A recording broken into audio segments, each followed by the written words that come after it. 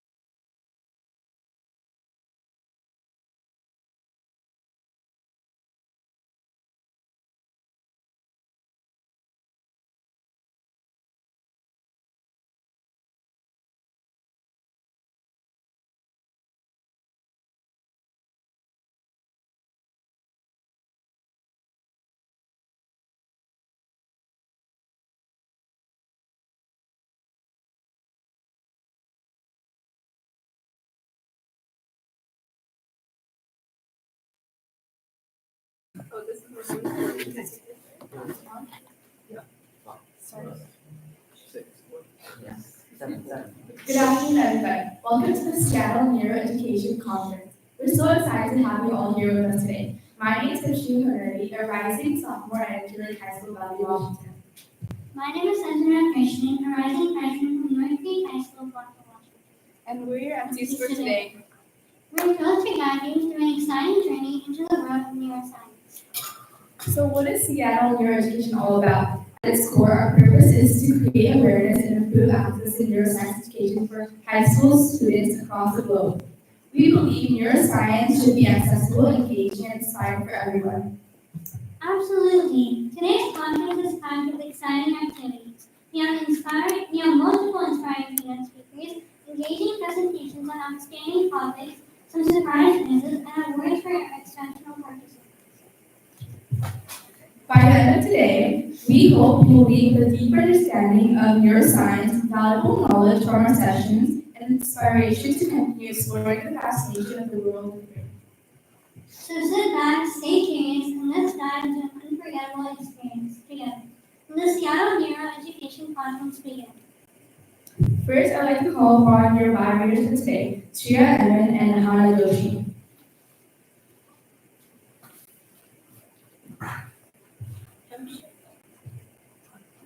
Amshika Harmony is a rising sophomore at Lake High School with a passion for neuroscience, medicine, and community service. She is an active member of Coastal Neuroscience Club and Science Media, where she has developed leadership, teamwork, and a deeper understanding of science beyond the basics. As a classical dancer since the age of 7, she has developed discipline, perseverance, and the ability to express emotions through movement, qualities that influence every aspect of her life. She also volunteers at local cultural center, where she helps organize events and promote cultural awareness and connection. Through her involvement in the Seattle Neuroscience Education Initiative, she has been able to explore how neuroscience can transform the way we learn. This opportunity has deepened her interest in the intersection between neuroscience and education and inspired her to help make research more accessible to students. Outside of academics, she loves reading, spending time with her friends and family, and exploring ways to support others in the science and fields. She is excited to help keep growing and to collaborate with others to share her curiosity and commitment to making a difference. Sanjana Krishnan is a rising freshman at Northgate High School with a deep passion for neuroscience and a dream of becoming a neurosurgeon. She's always been fascinated by the human brain, its complexity, its resilience, and its role in shaping who we are. That curiosity drives everything she does. As a student researcher with biocatalysis in Eurasia, she's been able to dive into cutting-edge work in biology and neuroscience, learning how research can help solve real medical challenges. She is also a commentator and writer for the National Biology Competition, where she analyzes scientific challenges and communicates complex biological ideas clearly. Outside of academics, she has completed over 100 hours of volunteering this year, including work that supports community health and education. Giving back to others reminds her why she wants to go into medicine in the first place, to make a real difference in people's lives. She also plays the veena, a classic Indian instrument she has practiced for 5 years. Music challenges her focus and coordination. When she isn't studying, she loves to read and bake, both of which help her recharge and stay creative. Surya Iman is a rising sophomore at Neuro Middle School with a passion for biology and a goal of pursuing a career in medicine. She is an active participant in STEM, having placed third in the Senior Science Week, received multiple awards at the Washington State Science and Engineering Fair, and participated in Science Olympia as well as the Coding Club. Beyond her scientific interests, she is a member of the National Junior Honor Society, through which she has helped with community food programs. She has also developed her communication skills by winning a speech competition and joining a public speaking club. Her hobbies include creative writing, swimming, tennis, and playing with food.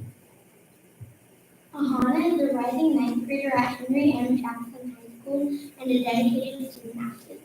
She completed on her school's wrestling and track teams. Outside the classroom, she volunteers weekly and is passionate about the intersection of law, medicine, and neuroscience. With aspirations of becoming a lawyer, Ahana is particularly interested in medical law and neuro law, fields that examine how legal systems intersect with healthcare and the human brain. She also practices critical thinking and emotional insight through creative writing and was awarded third place in the International Sarah Milk Poetry Contest.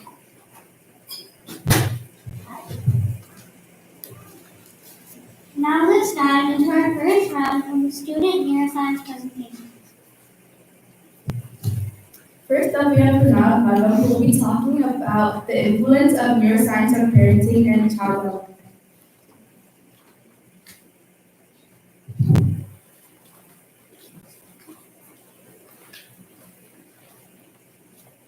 Pranav Markham is a rising sophomore at International School in Bellevue, Washington, driven by a powerful ambition to become a skilled surgeon. Throughout his academic journey, he is actively engaged in leadership roles such as serving as the executive secretary of JSA, participating in future health professionals, and contributing to the Red Cross Club. He has participated in research competitions. These experiences have deepened his passion for STEM fields and career, particularly in understanding the complex workings of the human brain, which is the most intricate organ in the human body, which further explored through his participation in the community. Outside of school, he finds joy in volunteering at local libraries, where he connects with diverse communities and contributes meaningfully to society by teaching children and families. Beyond academics, he excels in mathematics, science, volleyball, and piano. His incredible decision to work with SNEI comes from his interest to dive deeper into neuroscience and explore its practical applications in medicine. This pursuit is fueled by his profound fascination with the intricacy of the human brain and his desire to make an impact within the field of healthcare. Hi, my name is Pranav Bhago, and I'm going to be presenting on the influence of neuroscience on parenting and child development.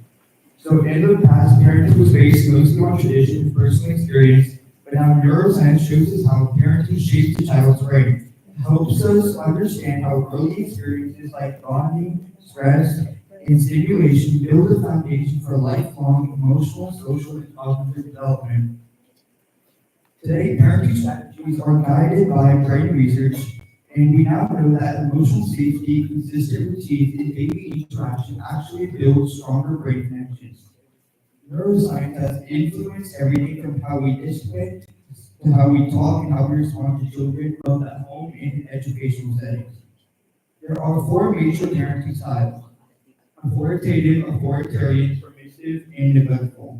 Authoritative parents are warm and but firm, meaning that they enforce rules while being involved in the children's lives, and this style is linked to better brain development.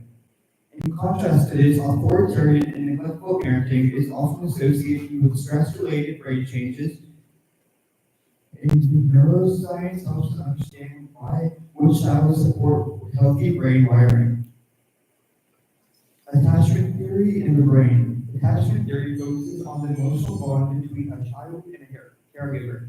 Neuroscience shows that when a child feels securely attached, their brain releases oxytocin, a hormone that builds trust and emotional safety. These early bonds shape the brain areas responsible for empathy, regulation, and resilience. And there are four key attachment styles: secure, avoidant, anxious, and disorganized attachment styles. Neuroscience confirms that secure attachment strengthens healthy brain circuits. In contrast to this, insecure and disorganized attachment increase cortisol and stress activity in the brain, affecting learning, mood, and relationships later in life. Toxic stress occurs when a child is exposed to fear, trauma, or neglect without emotional support. This floods the brain with cortisol and damages key areas of the hippocampus and the amygdala, which are regions important for memory, emotion, and learning. Because of this, parenting advice now emphasizes calm, safe, and responsive environments. The first 5 years of a child's life are a critical period, and during this time, the brain forms about 1,000 new neural connections every second. Neuroscience shows us that early interaction, love, and stimulation through playing, talking, and affection directly shape how the brain grows and functions. Positive parenting is built on warmth, structure, and responsiveness. And this has been shown to strengthen the brain's executive functions, and which are skills like focus, self-control, and planning. Neuroscience proves that consistent, empathetic parenting leads to stronger emotional regulation and higher school readiness. Talking, reading, and singing to a child helps build the brain's language networks. Children in word-rich homes show stronger vocabulary, memory, and learning. Neuroscience has led to programs that encourage parents to talk and read to children daily, starting from birth. Neuroscience shows that young children's brains respond much better to real interaction rather than to screens. Excessive screen time can delay social language development. Likewise, poor sleep disrupts memory and emotional control. Parents now use brain-based strategies like tech-free evenings and bedtime routines. Neuroscience has also shaped parenting programs like Serve and Return, where caregivers respond to child signals to build strong brain circuits. It's also influenced public policy from paid parental leave to early childhood education. This research is changing how we raise and support the next generation. In conclusion, neuroscience has given us a powerful lens through which we understand parenting and child development. Thank you. Thank you, Pranav, for the amazing and loud presentation. Now we're excited to welcome our very first keynote speaker of the day. Please join me in giving a warm welcome to Nina Atola.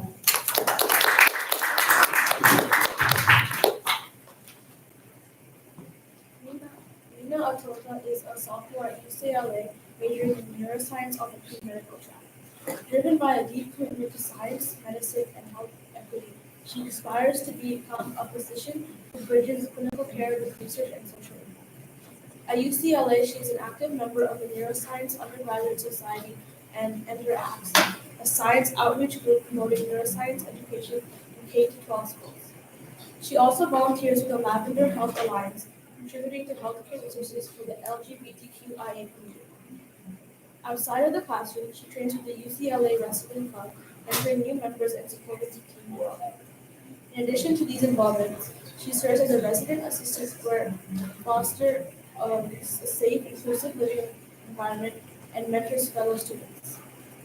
Previously, she was elected Housing Council representative, representing over 850 residents and leading wellness and stability initiatives. Fluent in English and Telugu and currently learning Spanish and Sanskrit, she values cultural awareness alongside academic learning. She is certified in CPR, AED, and first aid. Her interests include creative writing, yoga, and community outreach.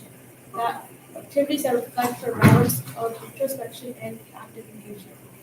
With a strong foundation in neuroscience, immunology, and disability studies, she aims to specialize in treating chronic and autoimmune conditions while advocating for underserved communities. She's excited to grow as a scientist, caregiver, and communicator through her journey at UCLA and into medical school.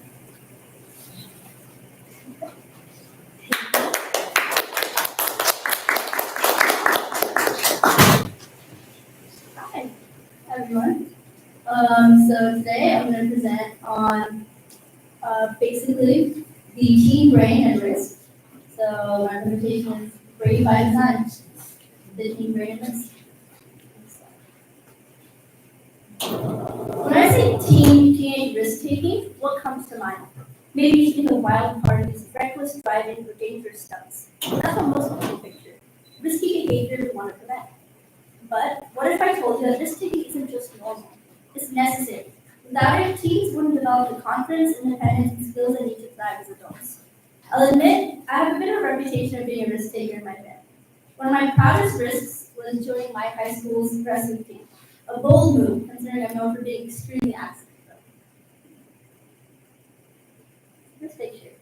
But my parents probably spent the entire season holding their breath. But it turned out to be one of the best choices I've ever made. Wrestling taught me how to push myself, when to step back, how to build resilience, all from taking one positive risk.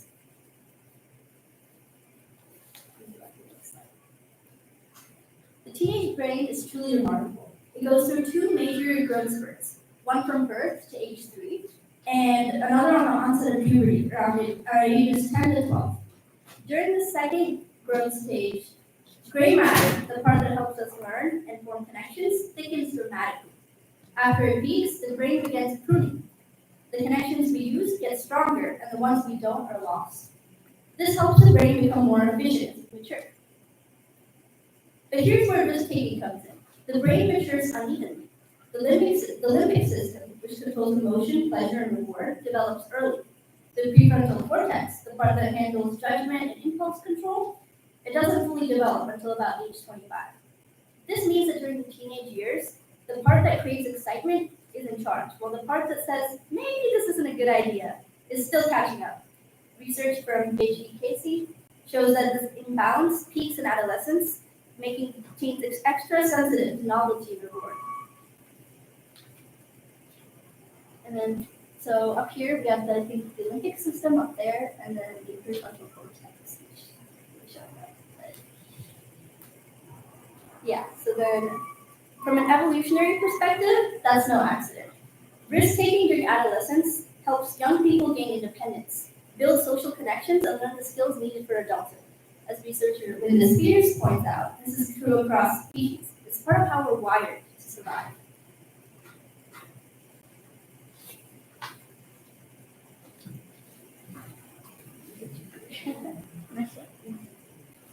But yeah. Of course, not all risks are good. Kashmir Rahman's research on habituation shows that repeated exposure to risky situations dulls fear, guilt, and stress, the emotions that usually stop us from pushing too far. Over time, risk can stop feeling risky, and that's when choices can become dangerous. It's what Rahman calls the perfect storm of risk escalation. It's an undeveloped prefrontal cortex combined with a brain that's gotten used to risky situations.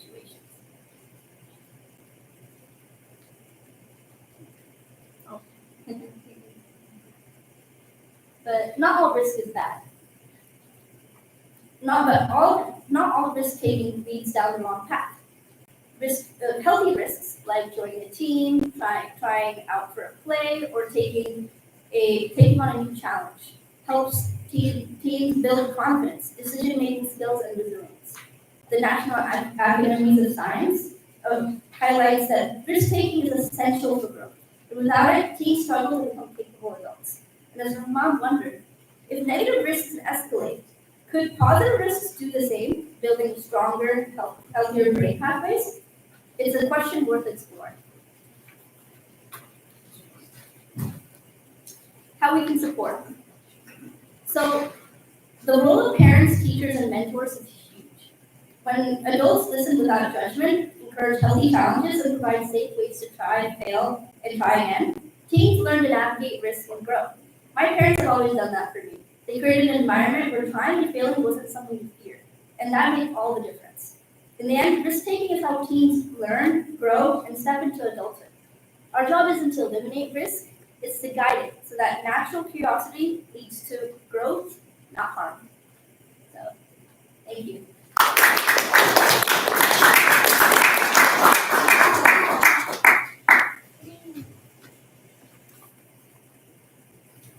have questions?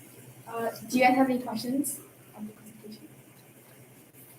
What made you interested in neuroscience as a teenager?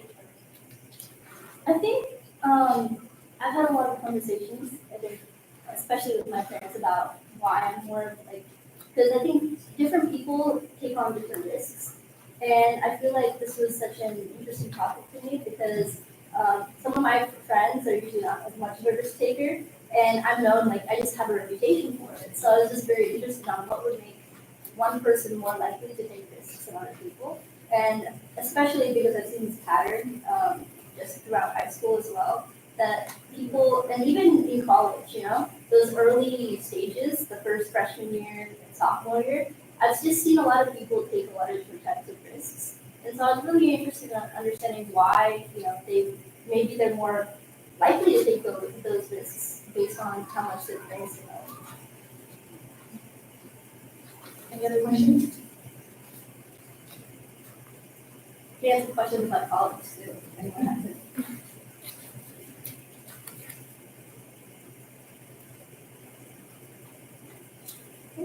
How's college different from high school?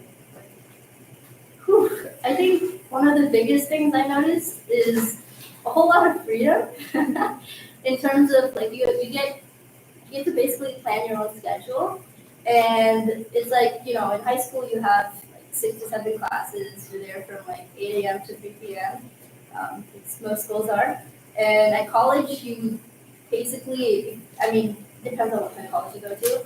Mine is a little bit difficult to plan your schedule per se, but it's maybe 2 to 3 classes that you take, at least 3 classes.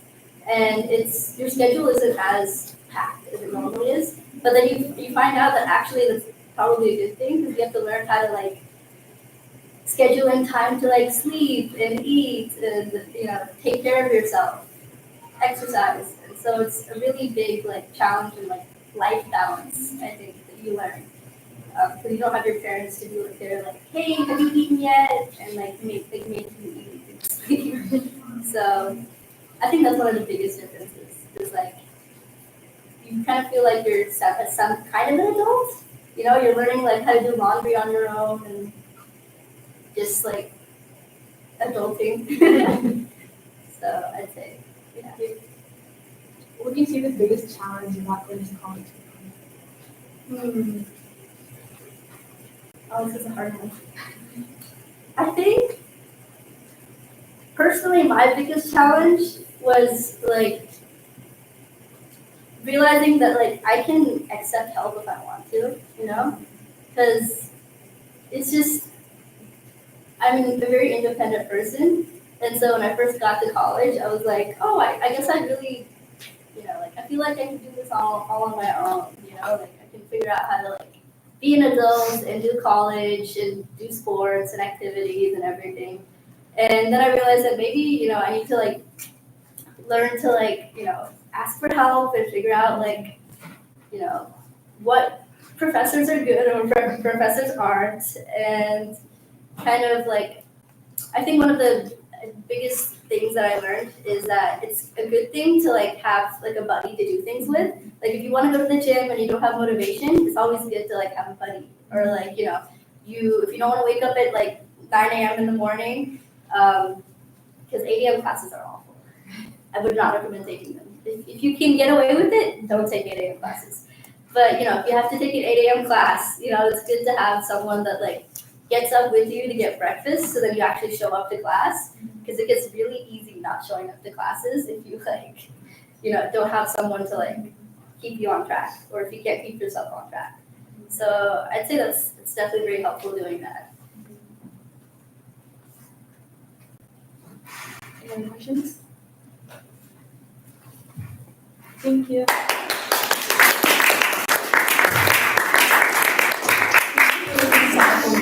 Next up, we have Devi Sharpal talking about cognitive enhancement.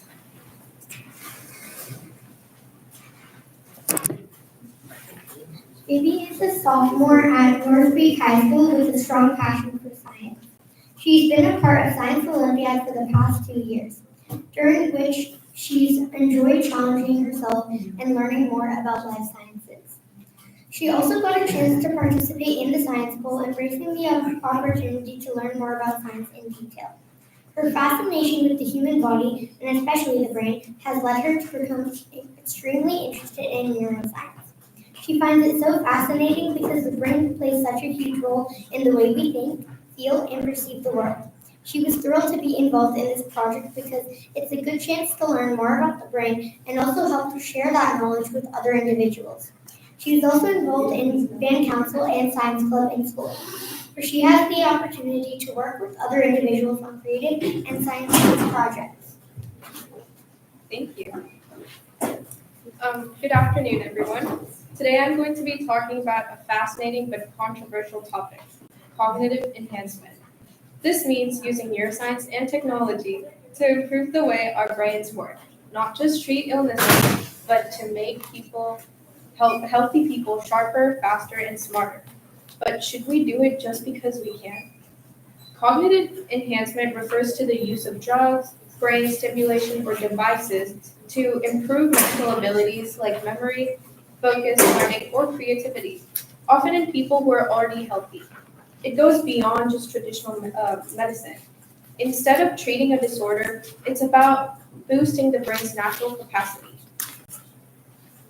Some examples of this is nootropics, TMS, also known as transcranial magnetic stimulation, DBS, called deep brain stimulation, and brain-computer interferences. So starting with nootropics.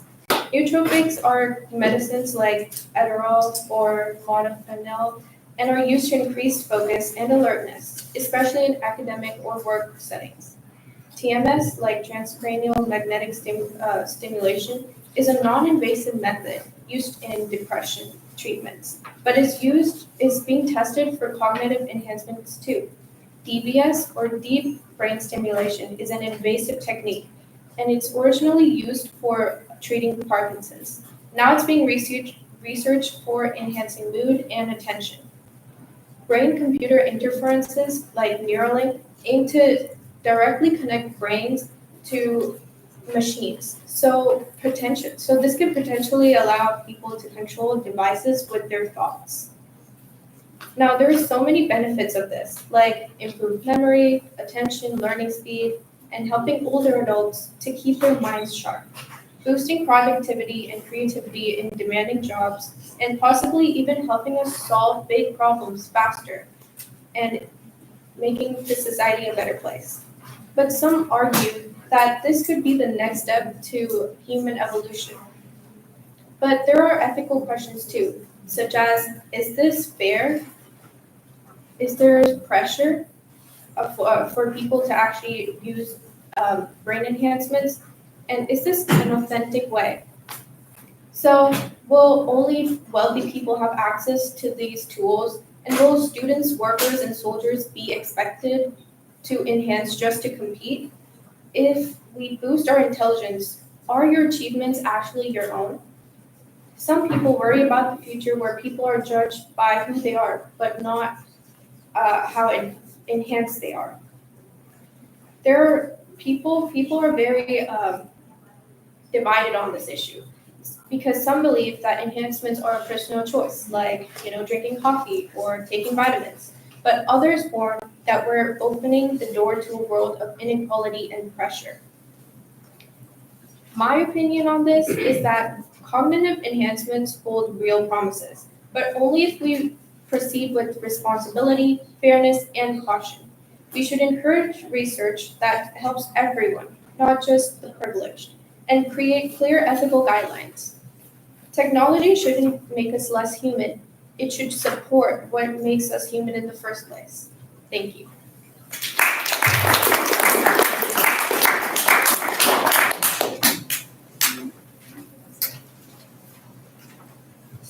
Thank you so much for that amazing presentation. Next up, we have Bobbias talking about neuroscience of health behavior.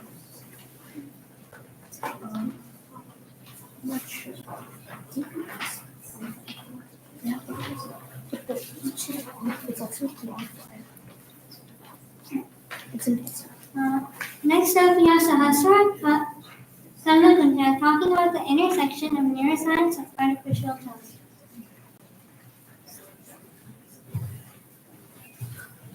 Hawkswell is a rising sophomore at Henry Jackson High School with a deep passion for science, service, and the arts.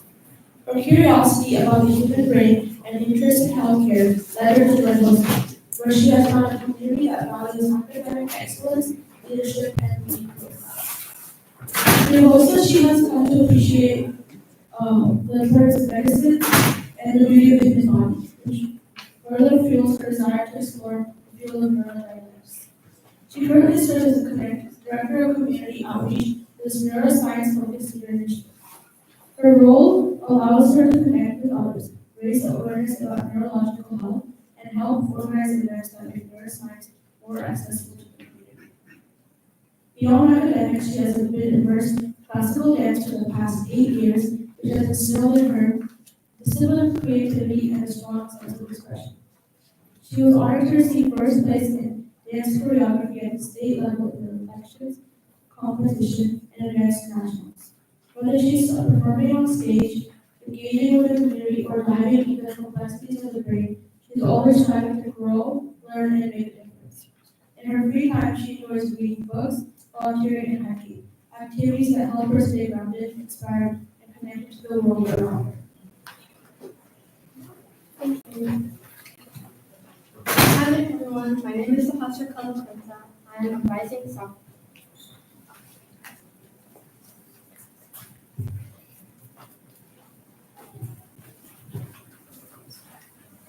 Hi everyone, my name is Sahasra Kalakwenta and I'm a rising sophomore at Henry Jackson High School.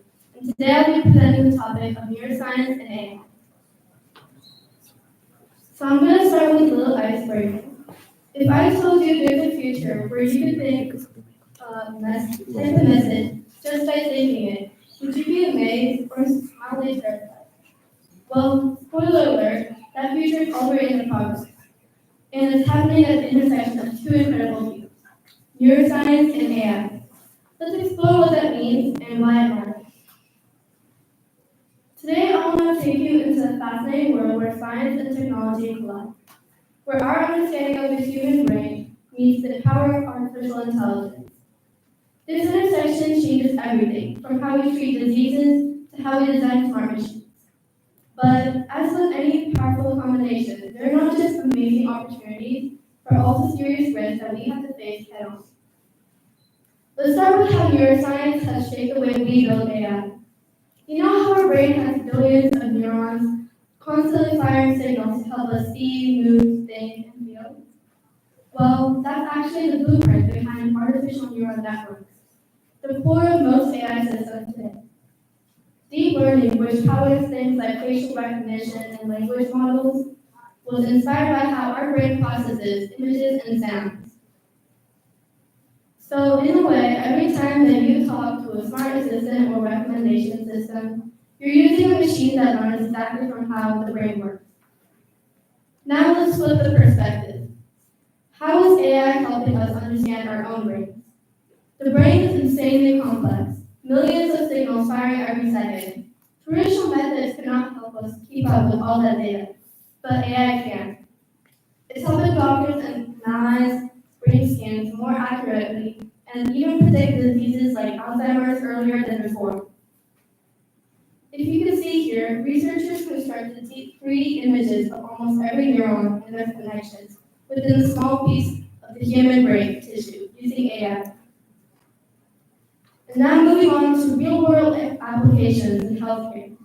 One of the most exciting and real applications of this intersection is healthcare. Think of brain-computer interfaces. For these devices translate brain signals into actions. For someone who's paralyzed, that could mean you could move a robotic arm just by thinking. Companies like Neuro are pushing this further. They're working on implants that can restore vision, hearing, or even memory one day. We're not talking about sci-fi anymore. It's becoming real, and AI is the engine that makes it work. But along with this, there comes some incredible risk. Of course, this incredible progress comes with some serious questions. First of all, privacy. If a machine can read your brain signals, what happens if that data falls into the wrong hands? Brain data can reveal your thoughts or mental health conditions. And second of all, bias. AI is only as fair as the data we feed it. If it's trained mostly on one group of people, it may not work as well or safely for others. That could lead to reharm and diagnosis or treatment. And finally, human identity. What happens when we start enhancing the brain with machines? Will only rich people get access to cognitive upgrades? Will it change what it means to be human? These are just not type questions. These are ethical and societal. So what's coming next? Looking ahead, the collaboration between neuroscience and AI is only going to grow. Researchers are exploring how AI might help us understand consciousness itself, which could help unlock new treatments for brain injuries or mental health. AI is also being used to detect signs of depression or anxiety through speech patterns. One day your phone might be able to tell if you're struggling mentally and guide you to help before you even realize it yourself. So where does that leave us? The partnership between neuroscience and AI is one of the most powerful alliances of our time. It has the potential to heal, enhance, and to reveal the deepest workings of the human mind. But with that power comes a responsibility to use it ethically, fairly, and wisely. Thank you.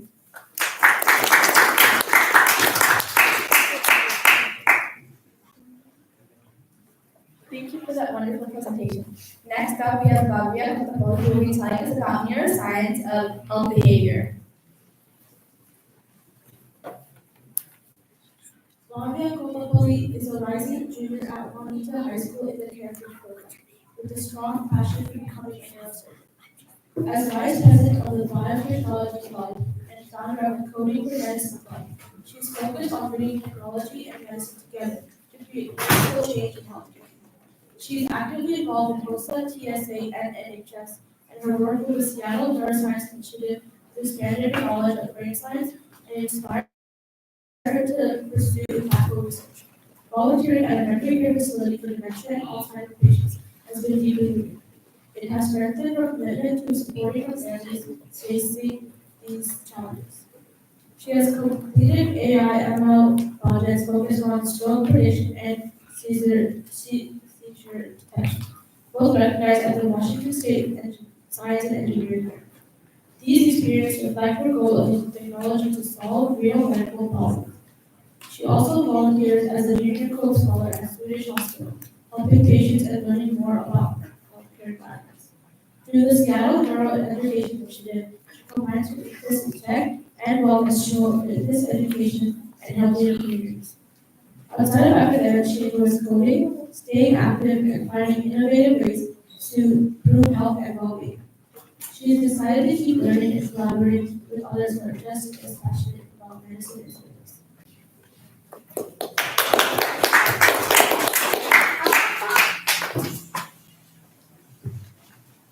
Okay, I'm going to be presenting neuroscience of health behavior. First of all, does anybody know what health behavior is?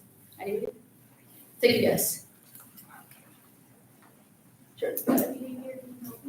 Yeah, sure, being healthy, of course. Yeah, okay. My definition would be actions individuals take to affect their health.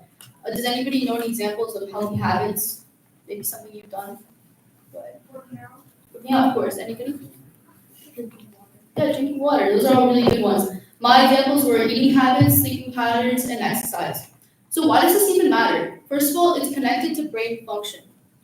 By understanding how the brain works, we can devise more effective treatments and campaigns to combat public health. A healthier brain leads to healthier choices. Let's talk about brain structures. First of all, the prefrontal cortex. It takes care of planning, impulse control, and decision making. It supports long-term thinking and resisting temptations. Second, the limbic system. It takes care of emotional processing and has the amygdala for stress and fear, and the hippocampus for memory. It takes care of emotional reactions and memory-based behavior. The third structure is the nucleus accumbens. It is a reward system and is the center of reward system in the brain. It processes pleasure, motivation, addiction cues. And the fourth structure is the amygdala. It detects threats and regulates emotional responses. When overactive, it can be linked to anxiety, PTSD, and stress eating. Some risky behavior can include addiction. Drugs and alcohol hijack the reward system. It floods the brain with dopamine, which is a neurotransmitter that can also play a role in your attention span. It creates a cycle of craving and loss control. A second risky behavior could be obesity. The brain's reaction to processed food actually mimics its reaction to addiction. The emotional eating is caused by stress signals from the amygdala. The third risky behavior is mental health disorders. Depression and anxiety are connected to imbalances in the brain chemicals such as serotonin, and chronic stress effects on brain structure. So does anybody have any ideas how we can use neuroscience for public health applications? Any yes? Anybody? Nothing? Okay, I'll give my ideas. First of all, I thought we could use mindfulness and meditation because many studies have shown mindfulness strengthens the prefrontal cortex and reduces the amygdala's reactivity. This can also help manage stress. My second idea was cognitive behavioral therapy. This can reframe our negative thinking and flip our mindset from negative to positive, and it also reduces anxiety and builds healthy habits. And third, digital health tools. We can make apps that apply habit loops and track habits to promote positive habits by understanding how the brain actually works. So, trauma-informed public health. Early life stress, such as abuse and neglect, changes brain development, especially the amygdala and the hippocampus. These changes can lead to lifelong health challenges. Public health programs now use trauma-informed care to support healing and resilience. So how can we reduce these health disparities with neuroscience? First of all, chronic exposure to poverty, racism, and violence causes stress that physically changes the brain. This understanding can help justify mental health funding and implement early interventions and helpful programs to combat these issues. This can reduce long-term disease risk. So what are some behavioral nudges? First of all, placing food at eye level, and second, rewarding healthy choices, and third, emotional messaging and campaigns. This can be especially helpful because it can activate the brain's decision-making centers and create a positive impact helping make healthy habits. In summary, the brain drives our healthy choices. The brain reveals how and why behaviors are made and how we can change our unhealthy behaviors and turn them into a positive thing. Public health becomes stronger when it's informed by brain science. A healthier brain leads to healthier choices. Thank you for listening. Thank you, Gambia, for that insightful presentation. Now it's time for our first pop quiz session. Let's welcome our quiz masters, Sabitur Ramsalpuram and Lakshmi Niralapuram.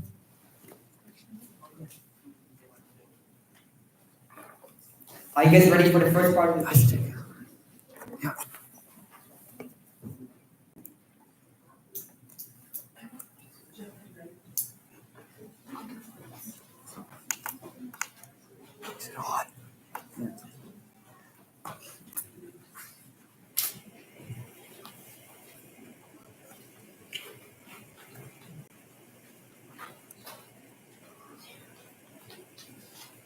Okay, it's time for the first part of the quiz. So, in which part of the brain is the cerebellum located? A. Frontal lobe. B. Temporal lobe. C. Parietal lobe. D. hindbrain. Hindbrain. Yeah, that's correct.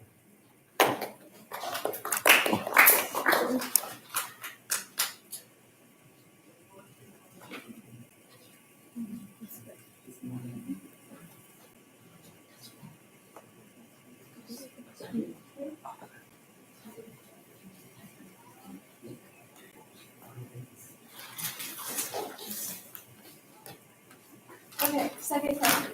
Which neurotransmitter is commonly associated with mood regulation and happiness?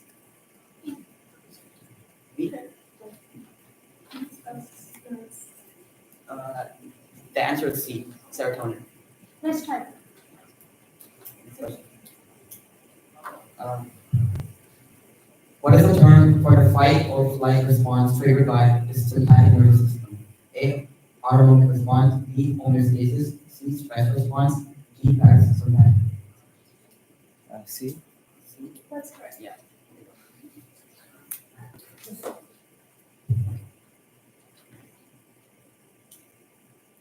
Okay, question 4. In which brain region is the somatosensory cortex located? A. Frontal lobe, B. Occipital lobe, C. Parietal lobe, D. temporal lobe. You can guess. It's 25% chance of getting it right. A. No, it's not in front of you. Yeah, keep guessing. Yeah. See? Yeah. Okay. 5. What is the term for the cognitive bias where people tend to attribute their successes to internal factors and their failures to external factors? A. Availability. B. Self-serving. C. Confirmation. And D. Anger. No, it's fine. You can say it. He just wants to get self-serving bias. Yeah, that's correct.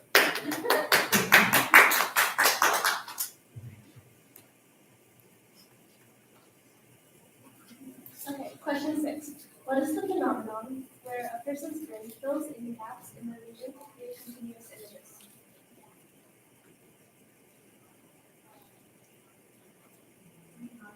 Oh, A. Filling in, B. Perceptual closure, C. Visual completion, or D. Change blindness. Yeah, it's B.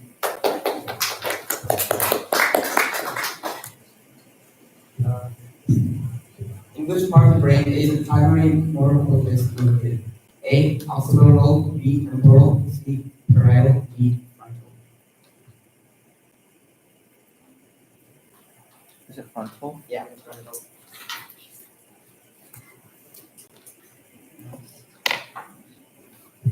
Okay, question 8. What is the term for the protective crowding layer that surrounds and insulates nerve fibers? A. Myelin sheath, B. Nerve sheath, C. Neuron sheath, or D. Axon sheath. Wait, I'll call you later. Yeah. D. D? Oh, no, it's not. D. Oh, D for dog, right? D for dog. No. Okay, in the back. A? Oh, yeah, it's A.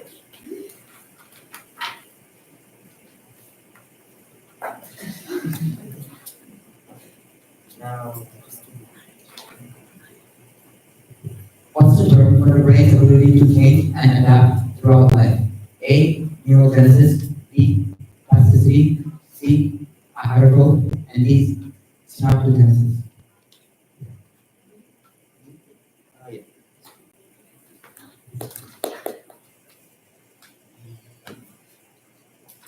Okay, question 10. Which part of the brain is responsible for regulating body temperature and hunger? A. Hypothalamus, B. Amygdala, C. Cerebellum, or D. Hippocampus. No. Yeah. A. Hypothalamus. Yeah. Okay. That's it for part 1. We'll come back for part 2 later. Okay. See you then.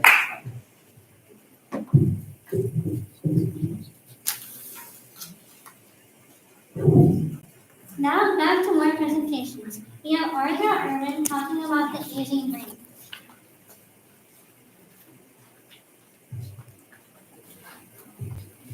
Arthur Irwin is a rising freshman at Skyline High School, Savannah.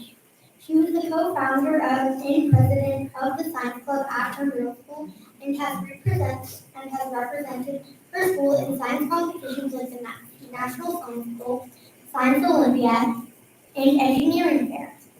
And Arthur was most recently awarded first prize at the Washington State Science and Engineering Fair, and also received a special jury award and nomination to the prestigious Thermo Fisher National Junior Innovation Challenge, where she, along with a handful of nominees, represented the state of Washington at the Nationals. Arthur is fervently passionate about neuroscience and the importance of understanding the underlying causes for different neurodiverse medical conditions such as autism, dementia, Huntington's disease, and Alzheimer's. Through research and technology-aided medical breakthroughs, Arthur believes that some of these diseases can be prevented if detectable in vitro or at early stages. She's also one of the founding members of the Seattle Brain Week Club, which was recently formed for providing students access to resources and preparation for different neuroscience-based competitions. Arthur served as one of the directors of education in the 2024 Seattle Neuroscience Conference, and this is her second consecutive year presenting and being on the leadership committee for the Seattle Neuroscience Education Initiative. Through this initiative, Arthur hopes to raise awareness and create a platform for students to share their knowledge and growth.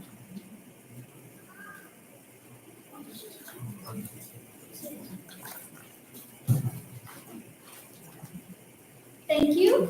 Hi everyone, my name is Ardra, as you know, and I'll be talking today about something that affects all of us, whether now or in the future, the aging brain. As life expectancy increases, so does the number of older adults in our communities.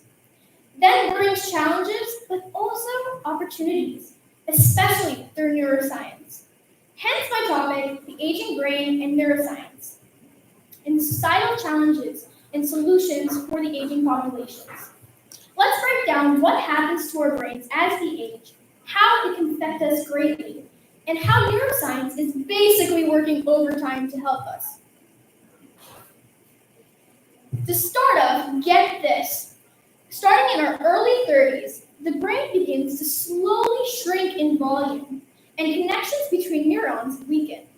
Levels of important neurotransmitters like dopamine and serotonin decrease, which can affect memory, mood, attention, and our ability to think. These changes aren't sudden, but over time, they add up, kind of like an older phone that still works but runs a little slower. Basically an iPhone 11.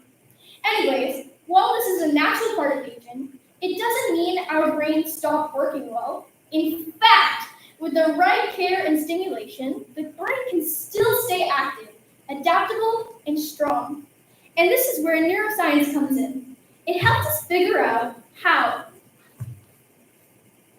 Now that we know that the brain naturally changes with age, let me tell you about those changes and how they can affect our thinking, attention, and memory.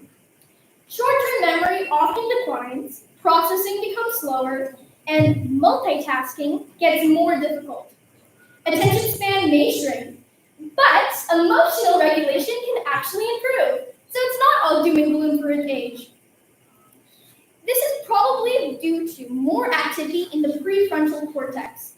At the same time, the brain gradually loses gray matter, which processes information, and white matter, which connects brain regions, especially in the hippocampus, as we know, which is a key area for memory. These shifts are normal with age, but understanding them helps us better support lifelong brain health. Okay, everyone, so we know what happens as we age, and with age, there are changes to our brains. So what happens if these changes cause serious problems to our brain health? These severe challenges can develop into neurodegenerative diseases, which are progressive disorders in which nerve cells in the brain or spinal cord gradually deteriorate and die. Alzheimer's, for instance, fills your brain with junk like beta amyloid plaques that block communication between neurons and tau tangles that mess up cell function. That causes memory loss and brain cell death. Another is Parkinson's, which starts with movement issues like tremors or stiffness because dopamine neurons are dying. But of course, eventually comes through your memory and mood too. Because why not just destroy one vibe? You can destroy all of them. So why does this hit older adults harder? Basically, neurons get more fragile, the brain's blood supply weakens, and it can't clean toxic stuff out as well. On top of that, the chemicals that protect and balance the brain start to fade. It's like the brain is still trying its best, but the maintenance crew is understaffed and a little behind. As people live longer, society is facing big challenges when it comes to supporting older adults. Healthcare systems are under pressure trying to meet up the rising demand for long-term memory support. And then patience, like we're trying to sprint uphill with untied shoelaces. There's a big shortage of trained caregivers, leaving many families to take on the role themselves, which can be incredibly stressful. We also have the social isolation to factor in. Many seniors live alone, and loneliness isn't just sad. It actually can increase the cognitive decline in older adults. And to put the cherry on top, we can't ignore the cost. Dementia care is one of the most expensive healthcare burdens today. To sum up, aging may be normal, but the way the society handles it needs a better upgrade. Seriously, guys. But everyone, this can't be a presentation of just bad news. I have to bring some good news in too. Neuroscience is stepping up to meet these challenges, and progress is low-key exciting. Brain imaging tools like MRIs and PET scans help researchers see how aging affects different brain regions over time. Kind of like watching a slow-motion movie of how the brain changes. And this kind of searching for biomarkers, proteins, or signs in blood or spinal fluid can reveal conditions like Alzheimer's before symptoms even show up. And the coolest part, the brain doesn't just peace out as you age, y'all. It can still learn, adapt, and make new connections, just with a little extra hustle. So while aging brings challenges, neuroscience is proving that it's not all downhill from here. So how do we actually protect the brain as it gets older? Turns out there's no magic pill. Boy, I wish it was. But there are pretty powerful lifestyle habits that make a huge difference. Regular exercise increases blood flow to the brain and supports memory. So movement equals mental gain. A balanced diet with omega-3s and antioxidants and chia, leafy greens, berries can help protect brain cells from damage. And don't sleep on sleep, literally. While you're snoozing, your brain is clearing out toxic waste like a nighttime cleaning crew. Staying mentally active, whether that's learning new things or solving puzzles, helps keep your brain sharp. And social connection? Total cheat code. Hanging out with friends and feeling emotionally supported can actually slow cognitive decline. So yeah, brain health isn't just about what's going on in your head, it's about how you're living your life too. Science and technology are seriously stepping up for the aging brain.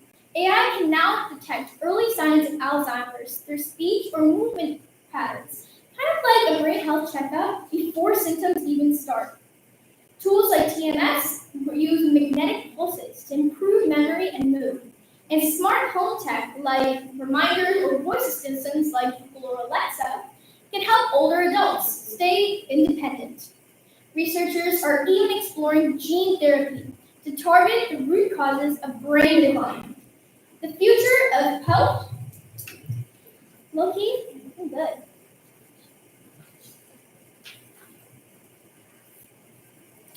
But science can't do it alone. We need society to step up too.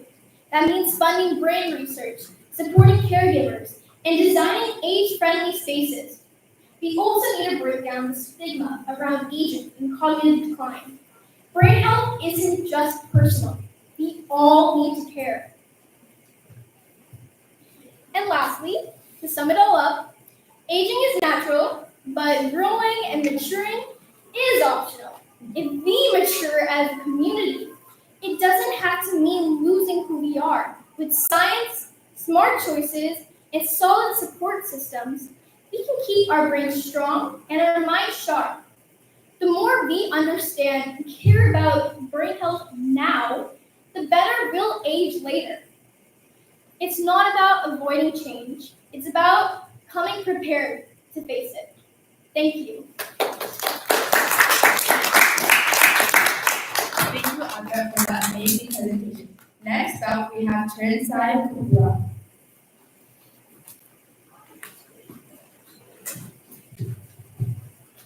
Turnside is a rising junior at North Creek High School and is a curious student with a passion for neuroscience.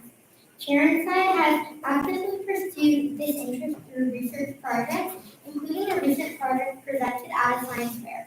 He regularly competes in science competitions focused on neuroscience and biology, aiming to use them to challenge himself and deepen his understanding of the brain and life sciences.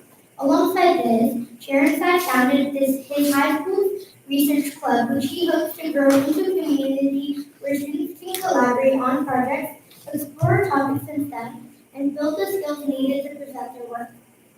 Beyond academics, Sharon is an active participant of BSA, and where he has taken on leadership roles and developed a strong sense of responsibility, service, and teamwork. He loves the outdoors and makes it a priority to spend time hiking, camping, and being in nature whenever possible. Hello, my name is True Kopla, and today I'm going to be going through a very condensed version of my experiment over the past few months, which is looking at autism in zebrafish.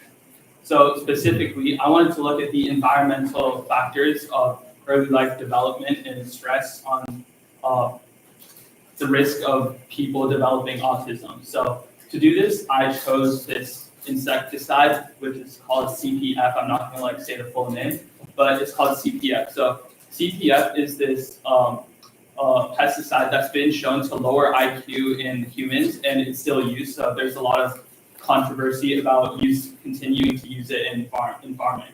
So for me, what I did was I wanted to explore this further. So I dosed zebrafish with CPF and looked at how social they were, as sociality is something that's talked about in autism a lot. So for a little background on why I chose this, as I told you, CPF has been shown to lower IQ in individuals. But as well as this, when the lab did RNA sequencing of the zebrafish brain that was injected with CPF, they found an overexpression of circadian rhythm genes, suggesting that there's a disruption of the circadian rhythm. So to do this, based on these factors, what I did was to put my own spin on it. I took CPF and I added light exposure and social isolation to see the effects on the sociality of the fish. So I guess you guys are wondering, how do you determine how social a fish is or isn't? So to do this, we breed two fish together first, and they lay a lot of eggs, and then after those eggs hatch and they grow for 3 weeks long, we put them in this fish tank, and we attach a large camera above it, and then you track the fish's movement. So, I guess you can't see it that well, but there's stimulus fish in this chamber, and then there's a glass panel dividing that with the experimental fish. And so the experimental fish, it's going to run back and forth, and based on how close or how far away, that's how we determine how social the fish is. If it wants to interact with the stimulus fish, it's going to be swimming back and forth. But if it doesn't, it's going to move around more in the negative regions of the y-axis. And to do this, there's a Python program that just tracks the fish as it goes and takes the average of it. So for the light exposure, as I said, the circadian rhythm is disrupted in the zebrafish brain that's dosed with CPF. So for light exposure, 24 hours before we tested them in their chamber, I turned on the light and didn't allow them to sleep. So I disrupted their circadian rhythm. And I also did social isolation, which was a week before they were tested. I put the fish into their own individual chambers so that they had no chance to interact with any other fish. So for my results, after testing on I think 200 something fish, this is our initial dosage curve just to see at which dosage of CPF you get the greatest hit in the social score, and we found that at around 15 micromolars of CPF, that's when the social score dips from 0.3 to around 0.1. That's the score that we did. That's the dosage that we determined was what was the most harmful to the fish without killing the fish. And so for light exposure, we found that when the fish are exposed to light for 24 hours, especially in the CPF dosed fish, their sociality decreases a lot because, their sociality decreases a lot, which is something that we expected because the circadian rhythm genes were overexpressed. And that also happens in normal fish, which is something I want to look into further. Then for social isolation, we found that there's no significant like decrease of sociality within the fish. That social score of the fish who are isolated and who aren't isolated stays relatively the same. So there's really nothing we found with social isolation. So our results demonstrate that there is that CPF, that environmental factors should be studied more in autism, as CPF has been shown to increase autism risk in zebrafish, which is a really close developmental which is really close in development to the humans, to the human brain. So we found that CPF lowers your sociality, which shows that CPF shouldn't be used. Another factor like contributing to that argument. And as well as this, some future directions that we could do is like testing the fish later. Isolating the fish since they were born instead of just 1 week prior, and also raising the fish to adulthood and then breeding fish that have been exposed to CPF together to see if the CPF effect trickles down through generations or it's just a one-time thing in the early life. So yeah, that's just an overview of my project, and thank you.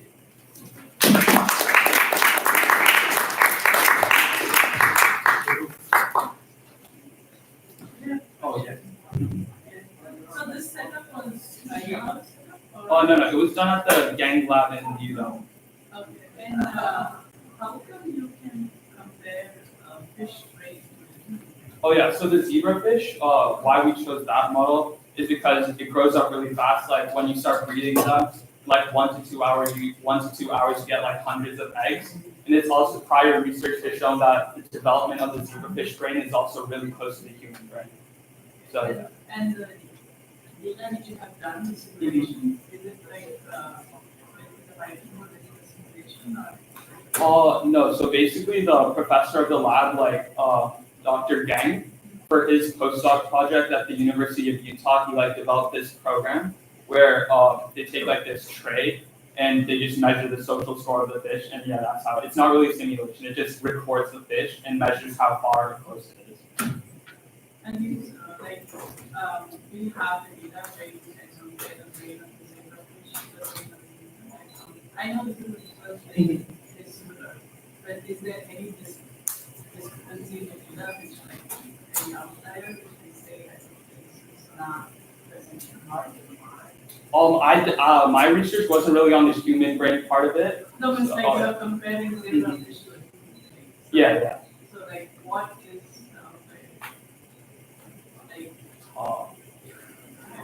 I don't know. I know zebrafish is compared to humans. What part of zebrafish brain is different?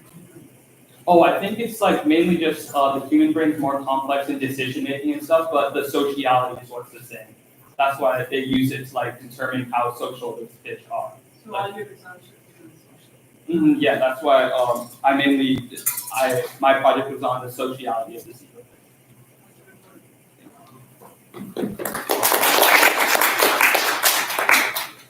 Next up, we have Harshita Sinha telling us about the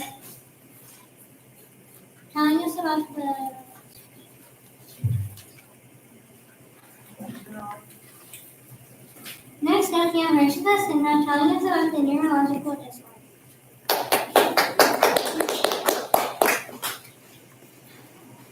Harshita Sinha is a rising junior at Lake Stevens High School.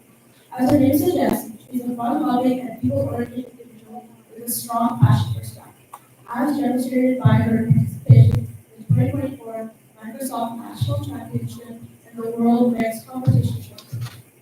She served as ASB Secretary for the class of 2027 and was president of the National Human Honor Society, lead roles as lead initiatives like Cookies and Cram, a monthly study night, and supports students in a calm environment and snacks. She co-founded and currently serves as editor of her school's hosting, Future and Professional Chapter, where she helps organize and volunteer events and fundraisers to promote public health awareness. She volunteers at youth robotics tournaments and organizes food drives for Lake Stevens students.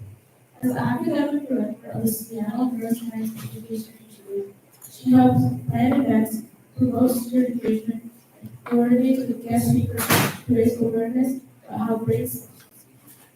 She is especially passionate about neuroscience because she wants to understand how the brain, our most complex organ, can be responsible for both impulsive decisions and groundbreaking discoveries.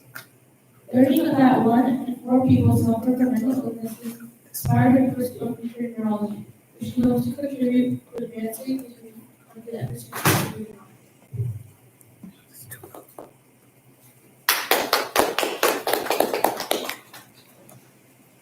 Hi everybody, so I'm giving a presentation on neurological disorders, specifically ones that are caused by genetics. So to start off, we're going to be doing Huntington's disease, Fragile X syndrome, and a special case study in neuro. So Huntington's disease is caused by a mutation in the HTT gene, and it's inherited in an autosomal dominant, which means that only one copy needed from a parent in order to have this mutation in your gene. It's caused by 36 repeats in the CAG segment of your DNA, and this mutation causes a lot of buildup of toxic proteins in the basal ganglia and the cortex, which controls your movement, and your memory. This disease affects both sexes equally, and it usually happens in midlife, 30s to 40s, so men or women is most equal to this disease.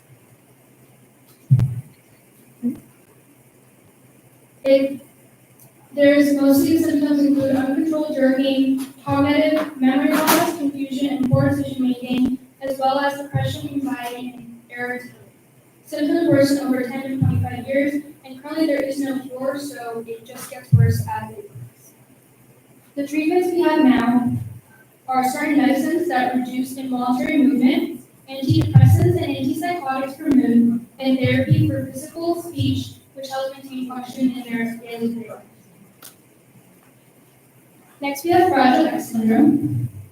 It's caused by a mutation in the FMR1 gene on the X chromosome. It's X-linked, which means that it's more severely impacted to men, and it comes from your dad's genetics. It affects neurodevelopment and plasticity, and 1 in 4,000 males and 1 in 8,000 females are affected by Fragile X syndrome. This is the leading cause of autism and intellectual disability.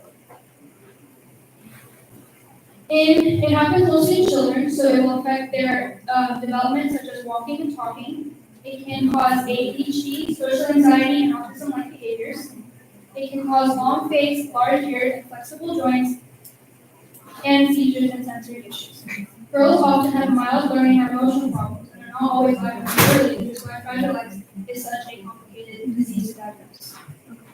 Right now for treatment, we have no cure, but there's early life therapy that improves life outcomes as they grow up. They can start speech therapy in infancy, school support with IEPs and different learning methods, as well as antidepressants and anti-seizure drugs.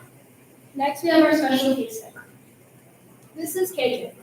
KJ has a CSPS1 deficiency, a rare genetic metabolic disorder, which means that he creates a lot of ammonium out of his control. The condition is life-threatening, and if it's untreated in infancy, it will cause death. So they had offered 2 choices to create a genetic therapy based on him, or to do surgery, which is dangerous at this time. What they did is they created a personalized CRISPR genetic editing tool. He got 3 infusions, corrected the genetic defect, and FDA gave emergency approval for this special case. Now he needs less medication, he's able to tolerate proteins, and his new milestones are received. And this shows the power of CRISPR for any rare disease. This shows the future of CRISPR on demand. It was a real-time therapy that happened within 3 weeks after his birth and was being conducted during the mother's pregnancy. It opens doors for fast treatments for children and adults such as life, and could change outcomes for neurological and metabolic diseases. It's still early and we don't know the long-term effects. However, he's still alive and he's growing every day. It was a successful growth. Thank you. Thank you for that wonderful presentation. Now let's roll into POP for session 2. Quiz Masters continue.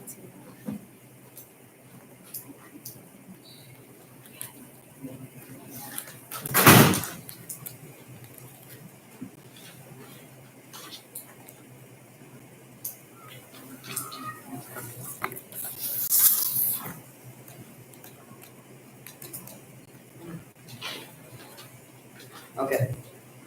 For question 11, in which brain region are emotions such as fear and aggression primarily processed? A. Cerebellum. B. Amygdala. C. Thalamus. D. Hippocampus. The amygdala.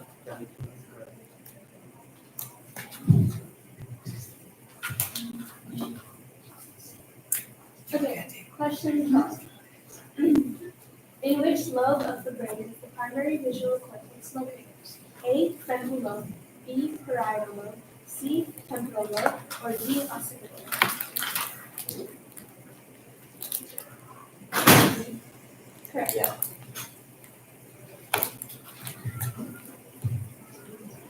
What's the term for the brain's ability uh, to adapt to changes in the sensory input by relocating resources? A. Sensory adaptation. B. Sensory adaptation. C. Sensory integration. D. Sensory substitution. Yeah. Oh, yeah.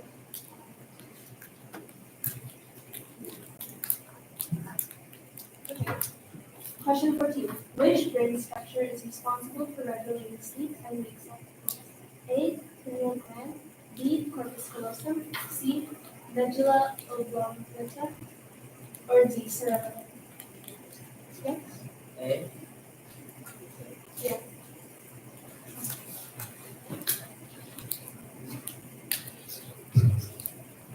Which neurotransmitter is often associated with inhibitory functions, hoping to calm and relax the brain? A. Dopamine. B. Serotonin. C. GABA. D. Glutamine.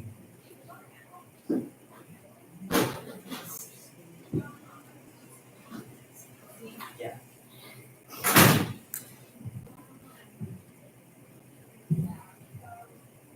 Question 16. What is the name of the process where neurons communicate by transmitting electrical signals? A. Propagation. B. Synthesis. C. Transmission. Or D. Conduction.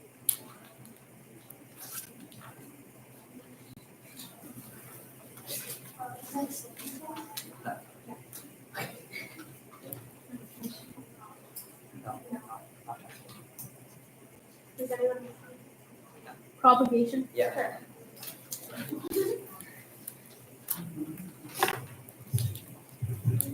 Which disorder is characterized by the recurring seizures caused by abnormal electrical activity in your brain? A. Bipolar disorder. B. Schizophrenia. C. OCD. D. Epilepsy. Yeah. Yes.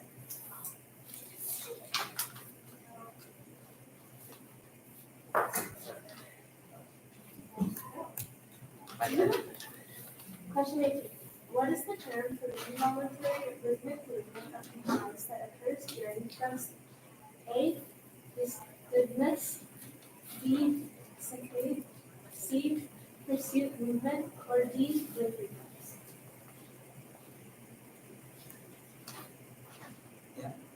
Is it saccade? Close.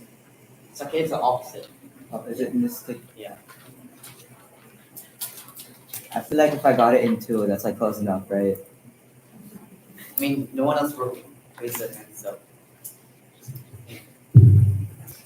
Which disorder is characterized by a split between different aspects of emotional experience and cognitive function? A. Bipolar disorder. B.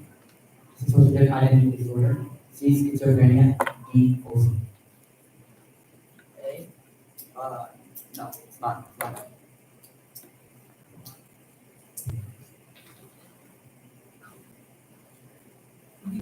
B. Yeah. It's B. Okay. Question 10. Question 20. Which brain hemisphere is typically associated with artistic and creative ability?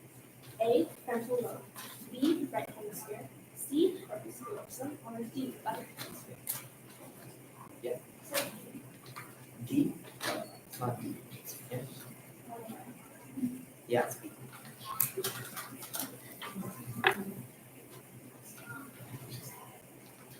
So that's it for this section.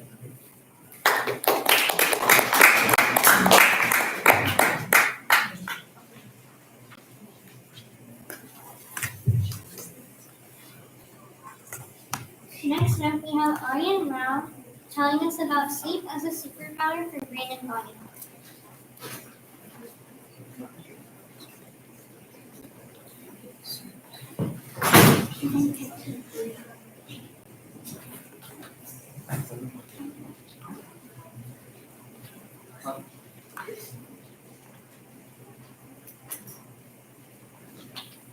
Okay, so can everyone hear me? Okay, so before I start my presentation, I would like to ask, how many of you went to sleep before 10 p.m. yesterday? Did all of you went to sleep after that? Yeah.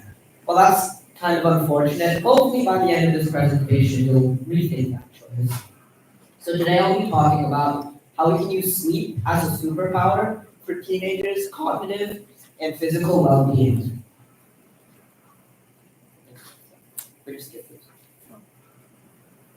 First, I'll be talking about the benefits of sleep. Sleep isn't just rest, it's active restoration. For teens whose brains and bodies are still developing, sleep helps consolidate memory, regulate emotion, and support overall growth. It's linked to everything from immune strength to learning capacity. Think of it as a nightly reset button for your mind and body.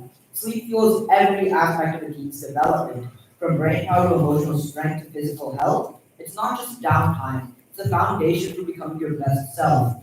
This UNICEF adolescent brain infographic illustrates organized versus disorganized neural pathways during sleep disruption. Longitudinal neuroimaging studies indicate that regular insufficient sleep is linked to reduced white matter integrity and causal changes over time.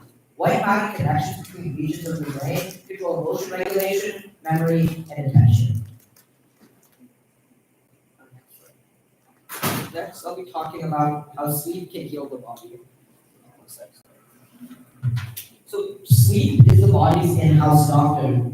Nature in 2024 reveals that after a heart attack, immune cells do their deep sleep, which helps reduce inflammation and promote healing, suggesting a broader role for sleep and neural repair. JAMA in 2024 found that longer sleep duration in adolescence was associated with fewer cognitive somatic symptoms, reinforcing sleep's role in neurological recovery from a concussion.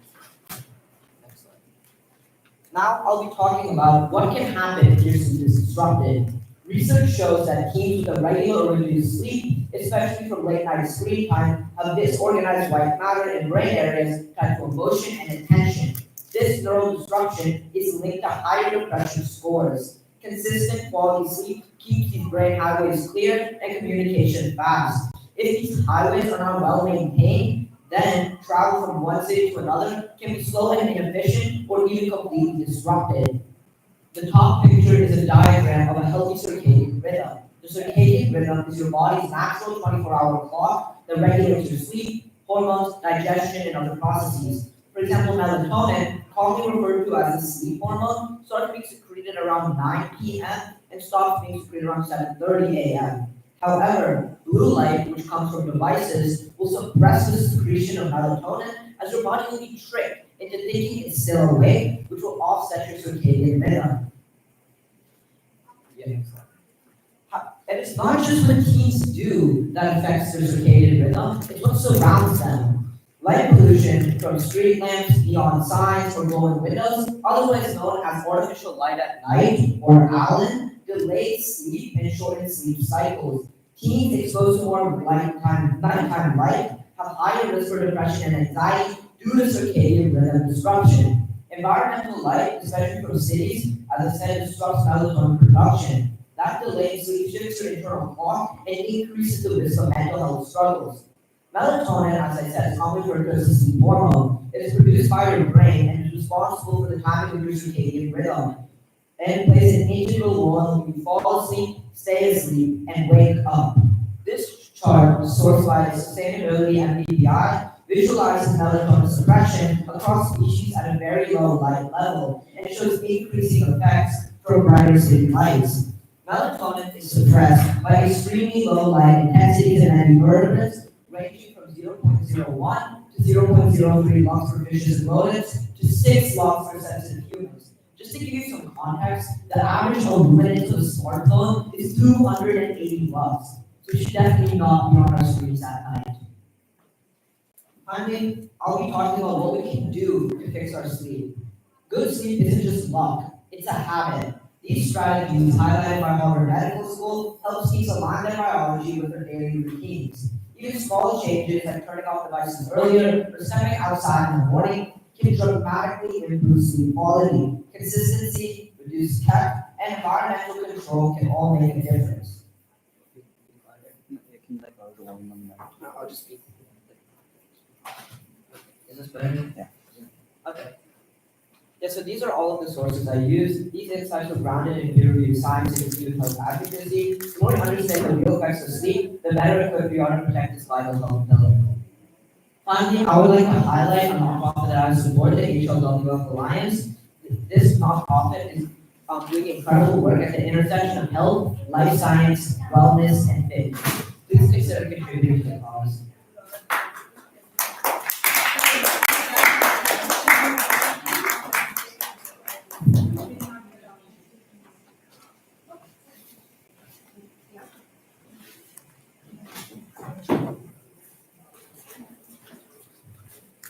Thank you for that wonderful presentation.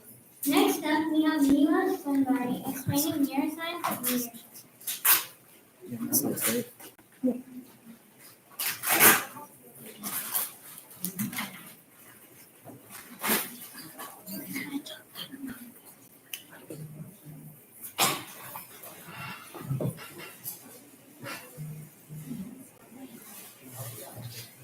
Leah Wunsch is currently a rising sophomore at Skyline High School in Sammamish. His passion for medicine drives his ambition to become a neurosurgeon. During his time at Beaver Lake Middle School, he founded and captained the science school team, leading them to 3 wins out of 4. Additionally, he established the Science Olympiad Club and served as its founder, while achieving significant success with 2 awards at the state competition. He also founded and served as president of the school's math club. He was also the director of competition for the Skyline Science Olympiad team and helped organize for the competition. He got 8 out of 105 at HOSA SLC in the prepared speaking category this year. In addition to his academic pursuits, he holds a gray belt in jiu-jitsu and enjoys competing regularly. As a Boy Scout, he finds great joy in camping and hiking as well.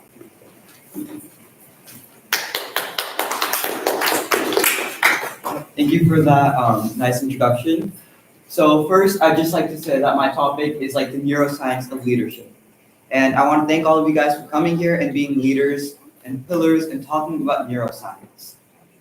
Now, can anyone, okay, I don't know if you guys can see this person clearly, but can anyone guess who this is if I just got a little bit of the picture? No, okay, that's the Franklin Delano Roosevelt. He was president of America during a majority of World War II. He unfortunately passed away, and he's considered to be within the top 3 best presidents that our country's had. And then that's Bill Gates, who is like the Microsoft guy. So I'm pretty sure we're all familiar with Microsoft. If you're not, it's like this tech company. It's like right down here. But yeah, next slide. So I'm not sure if you guys can see this very well, but this is just kind of like a brain, and then it has all the things that a leader, like the parts that a leader uses. So the first is like the prefrontal cortex, which is like obviously in the front over there, and it's mainly for kind of like your main decision-based activities and deciding whether to do something or not.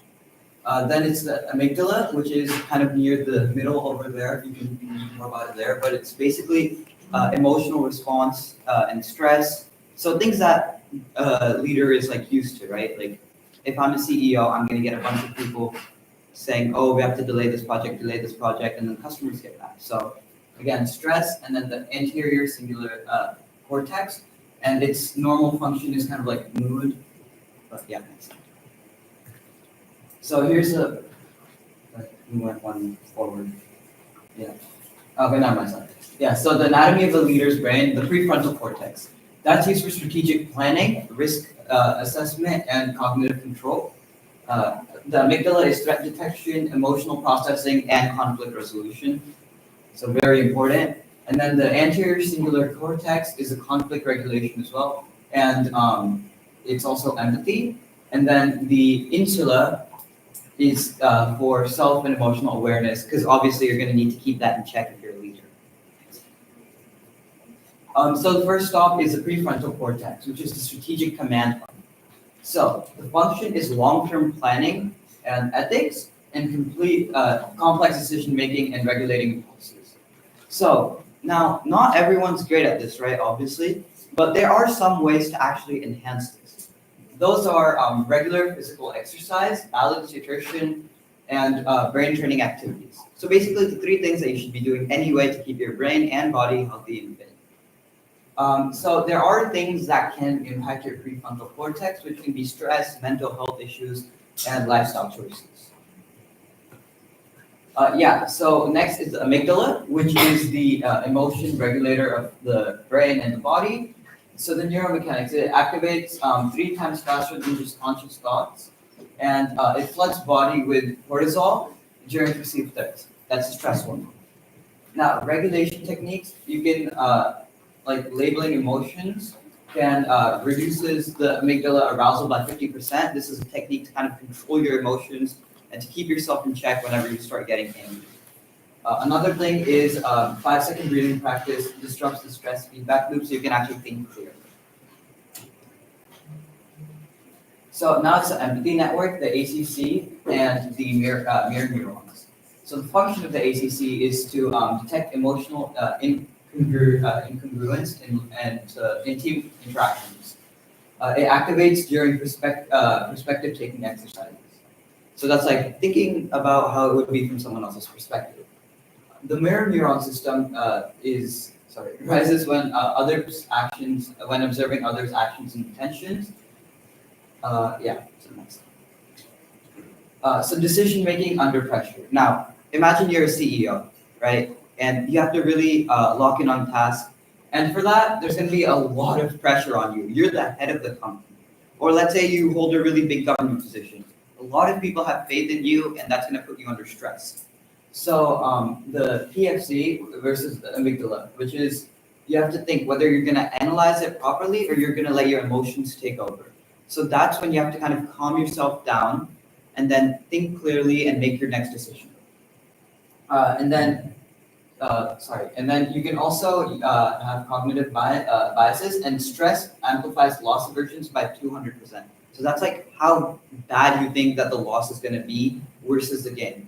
So for example, losing $100 seems a lot worse than gaining $100, right? So that's just the example that I read about. But obviously, it works on every path of life that you can think of. And lastly, the time pressure and other stresses can trigger amygdala dominance, which is what you have to control. So now, what's something that parents, CEOs, and presidents have in common? They all have a lot of stress. For parents, I'm sorry, it's us kids. But for presidents and CEOs, it's everyone in the company and everyone in the country.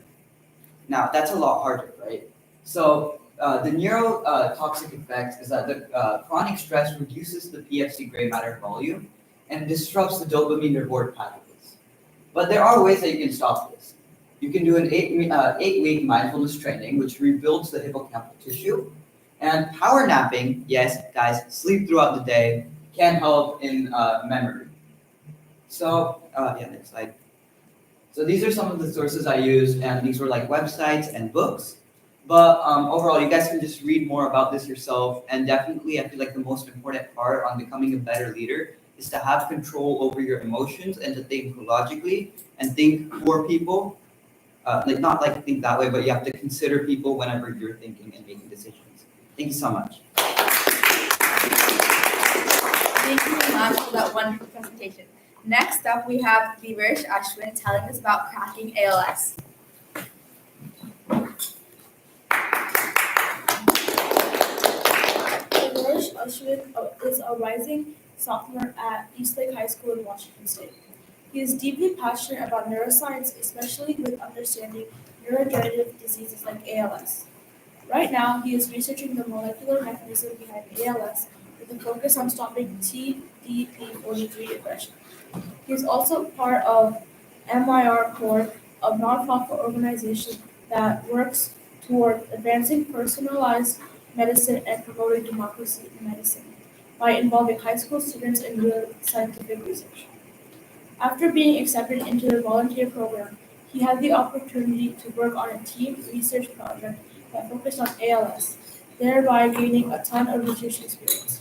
And apart from that, he also learned about and helped promote public engagement with science and medicine. Outside of academics, he loves karting and competes in local team leagues. He also practices taekwondo, plays the piano, competes in public sport, and also hosting. Good afternoon, everyone. My name is Devarsh, and today I'm going to be talking about ALS. ALS, or amyotrophic lateral sclerosis, is a neurodegenerative disease that affects motor neurons, or the nerve cells in our brain and spinal cord that control muscle movement. In ALS, these nerve cells start to gradually die, and the brain loses its ability to initiate and control neurons, leading to progressive muscle weakness, paralysis, and ultimately respiratory failure. Early signs may include muscle weakness, muscle twitches, clumsiness, slurred speech, trouble swallowing, etc. But as ALS progresses, patients lose the ability to walk, use their hands, eat, speak, and eventually the ability to breathe on their own. However, cognitive function, bladder and bowel control, and sensory perception are usually preserved in most cases. Before we start to talk about how ALS is being cured and treated right now, we first need to understand how it actually develops in the human body in the first place. ALS can be caused to a variety of different ways. About 5 to 10% of cases are familial, which means they are caused by genetic causes that are inherited. But the rest, 90 to 95% of cases, are sporadic, which means that there is no clear cause for why ALS came about in that person. But here's what's interesting. Even though sporadic cases don't have a clear, defined genetic cause, both sporadic and familial cases still show the same changes inside neurons. And that's what neuroscientists are focusing on, those key core mechanisms that are same in both familial and sporadic cases, because that's going to lead us to treatments that can help everyone. And I'm going to be sharing some of those key mechanisms today. To start, the most common genetic cause of ALS is a mutation in the C9orf72 gene. And this mutation causes 3 problems.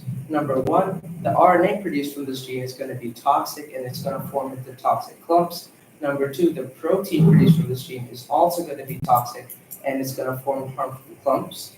And number 3, because now the protein produced from this gene is toxic, you're losing the original useful function of that gene. And overall, all of that combined leads to DNA damage, mitochondrial failure, nuclear transport defects, and overall, it's going to lead to motor neuron death. Next is a mutation in the SOD1 gene. Because of this mutation, the SOD1 protein misfolds and forms toxic clumps that harm mitochondria and axonal transport. Next is a mutation in the FUS gene, and similar to the SOD1 mutation, this FUS mutation causes the FUS protein to leave the nucleus and build up in the cytoplasm, thereby blocking RNA processing and protein synthesis, and it also weakens DNA repair. Next, our final protein is TDP43. The most common hallmark in ALS progression is mislocalized TDP43. In ALS, TDP43 leaves the nucleus, moves to the cytoplasm, and forms clumps, which disrupts RNA splicing, protein production, and mitochondrial function. But an important question to consider is, why did these proteins start to aggregate in the first place? Well, one important reason for that is a loss of proteostasis. In normal, healthy cells, misfolded and aggregated proteins are cleared away by the cell using protein clearance systems like autophagy and proteasomes. But in ALS, these protein clearance systems malfunction and they can't keep up with the amount of aggregated proteins being created, and that allows proteins to spread and build up and damage even more neurons. Another important question to consider is why and how are these neurons able to mislocalize from the nucleus to the cytoplasm? And the main reason for that is the nuclear pore system. In normal cells, the nuclear pore system is used to allow things to move from the nucleus to the cytoplasm and back, but in ALS, this system is damaged, which means proteins like TDP43 and FUS, they get stranded in the cytoplasm and can't come back into the nucleus, which leads them to start aggregating. Moving on, our next mechanism is glutamate excitotoxicity. Glutamate is the most common neurotransmitter in the brain, but in ALS, there is an excess amount of glutamate in the synapses due to two main reasons. Number one, reduced GABA levels and GABA-producing neurons. Why is this important? GABA is another neurotransmitter, and it counteracts the effects of glutamate. So if there's less GABA, there's more glutamate, and vice versa. The second reason is that astrocytes, which are helper cells for neurons, are unable to clear glutamate from their synapses. This leads to overstimulation of glutamate receptors and also causes an excess influx of calcium ions into the cell. And combined, it all results in damage to the mitochondria, DNA, and eventually leads to cell death. Moving on, mitochondria in normal cells produce something known as reactive oxygen species, or ROS. This is a normal and natural but harmful byproduct of cellular metabolism. In normal, healthy cells, the amount of ROS created by mitochondria is healthy and is going to get cleared by the cell pretty easily. But in ALS, mitochondria are dysfunctional, and they start to produce way more ROS than is normal. And that results in damage to proteins, DNA, and the cell itself. Now finally, our last mechanism is neuroinflammation. What happens here is basically at the start of ALS, glial cells, which are helper cells for neurons, like astrocytes and microglia, they try to deal with the symptoms and mechanisms of ALS, like excess glutamate and misfolded proteins, and they're basically just doing their normal job. But as ALS progresses, and as you get to later stages of ALS, these microglia and astrocytes have to work harder and harder to manage these other mechanisms, and that leads to them being harmful and damaging rather than trying to help, as they start to release neuroinflammatory molecules that make everything a whole lot worse. Now that we know what the main causes of ALS are, let's move on to how scientists have worked to solve them. There's no cure yet, but there are a couple of drugs that are very effective at targeting these mechanisms we talked about. First up is riluzole, and they go by other names like Rilutek, Tiglutek, and Exergon, etc. This reduces the glutamate excitotoxicity and was the first ever FDA-approved drug for ALS. It may extend life by 2 to 3 months and comes in tablet form, thick and liquid form, or dissolving film form. Next is edaveron. It's also known as Radicava. Edaveron is an antioxidant that helps reduce oxidative stress, and oxidative stress is the result of excess ROS. It's given as an IV infusion or an oral liquid. And lastly, we have tofersen, also known as Quality, and this is the first ever gene-targeted drug for ALS. This targets the mutated SOD1 gene and lowers the production of the toxic SOD1 protein, thereby slowing ALS progression. And this is given by injection into spinal fluid. Now, these medications are the only approved drugs for ALS, and while they slow the disease a little bit, they are not cures. That's why it's so important we keep supporting ALS research, raising money, raising awareness, and keep pushing for better treatments. Each discovery we make brings us a step closer to changing what ALS means for future patients. Thank you.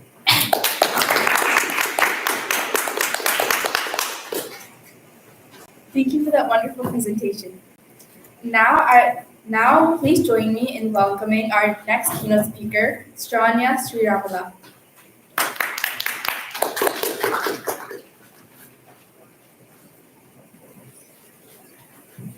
Saranya Sriwala recently graduated from Eastlake High School and is proud to have been one of the co-founders of the Seattle Neuroscience Education Initiative. This fall, she'll be joining the BSMD program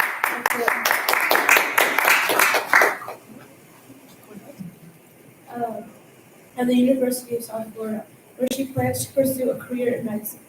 She has been fascinated deeply by the human mind, which led to her interest in co-founding this neuroscience initiative. She is amazed by the brain's complexity and its significant influence on brain behavior and cognition. Through volunteering at local hospitals, she has had the opportunity to engage with elderly patients facing a range of mental and physical challenges. While she often brings them books and magazines, the most meaningful part of her visits has been the conversations, listening, connecting, and learning from their experiences. These moments have deepened her understanding of neurodegenerative diseases and underscored the critical role of empathy and communication in patient care. In addition to her volunteer work, she has been an active member of the school's HOSA chapter. Participating in medical innovation projects has allowed her to explore creative solutions in healthcare and further fueled her interest in neuroscience. These experiences have strengthened her commitment, making a meaningful impact in the medical field.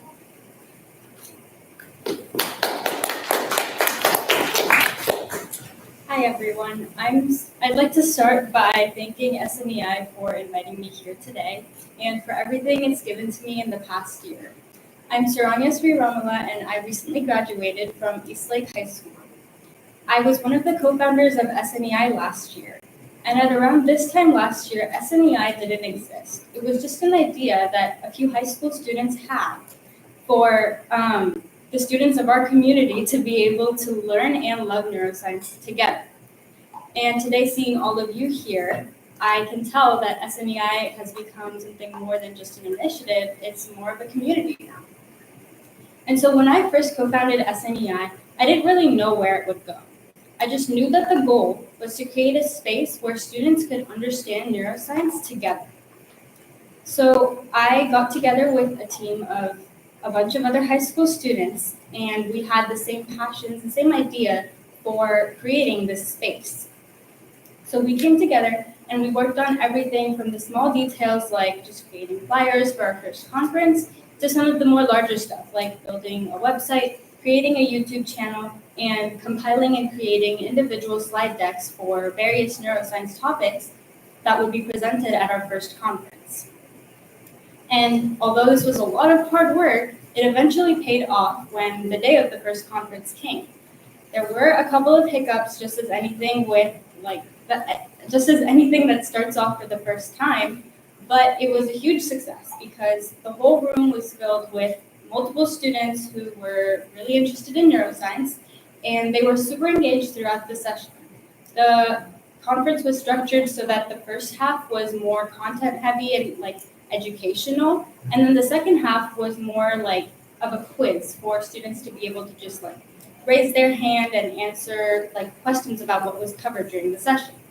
And during this quiz session, it was so amazing. Everyone was trying to raise their hands at the same time. They were kind of competing to answer the questions, and it was amazing. And at that moment, we really realized that this was more than just an initiative that we created. It was really a big community where people were able to bring in their friends and kind of just participate in neuroscience, engage with the concepts in a fun way. And so through SNEI last year, I was able to research language and learning disorders, which was a topic that involves both psychology and neuroscience. And I explained the impacts of conditions like dyslexia and aphasia, and how they impacted like brain function and communication.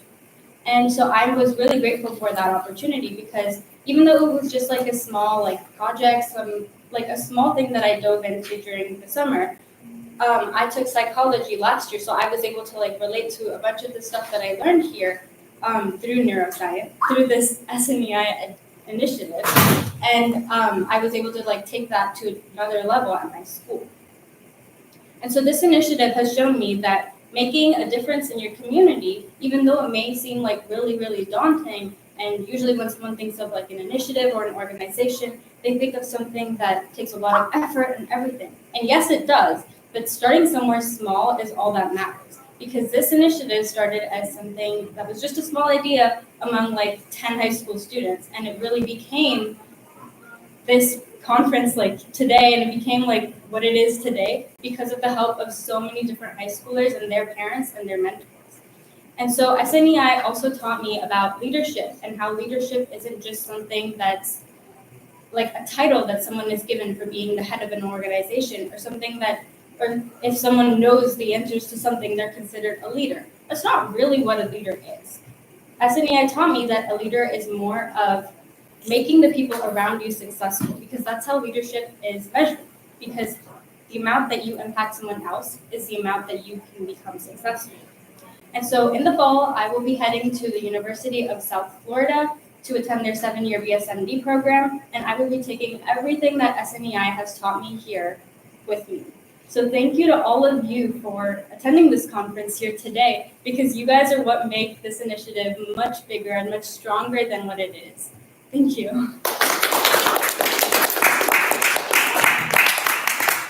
you guys have any questions?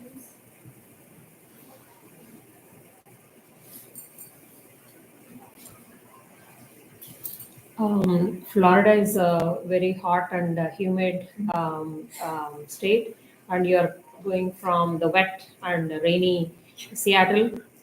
So I would like to ask, what is your dress code, and have you done any shopping for Florida?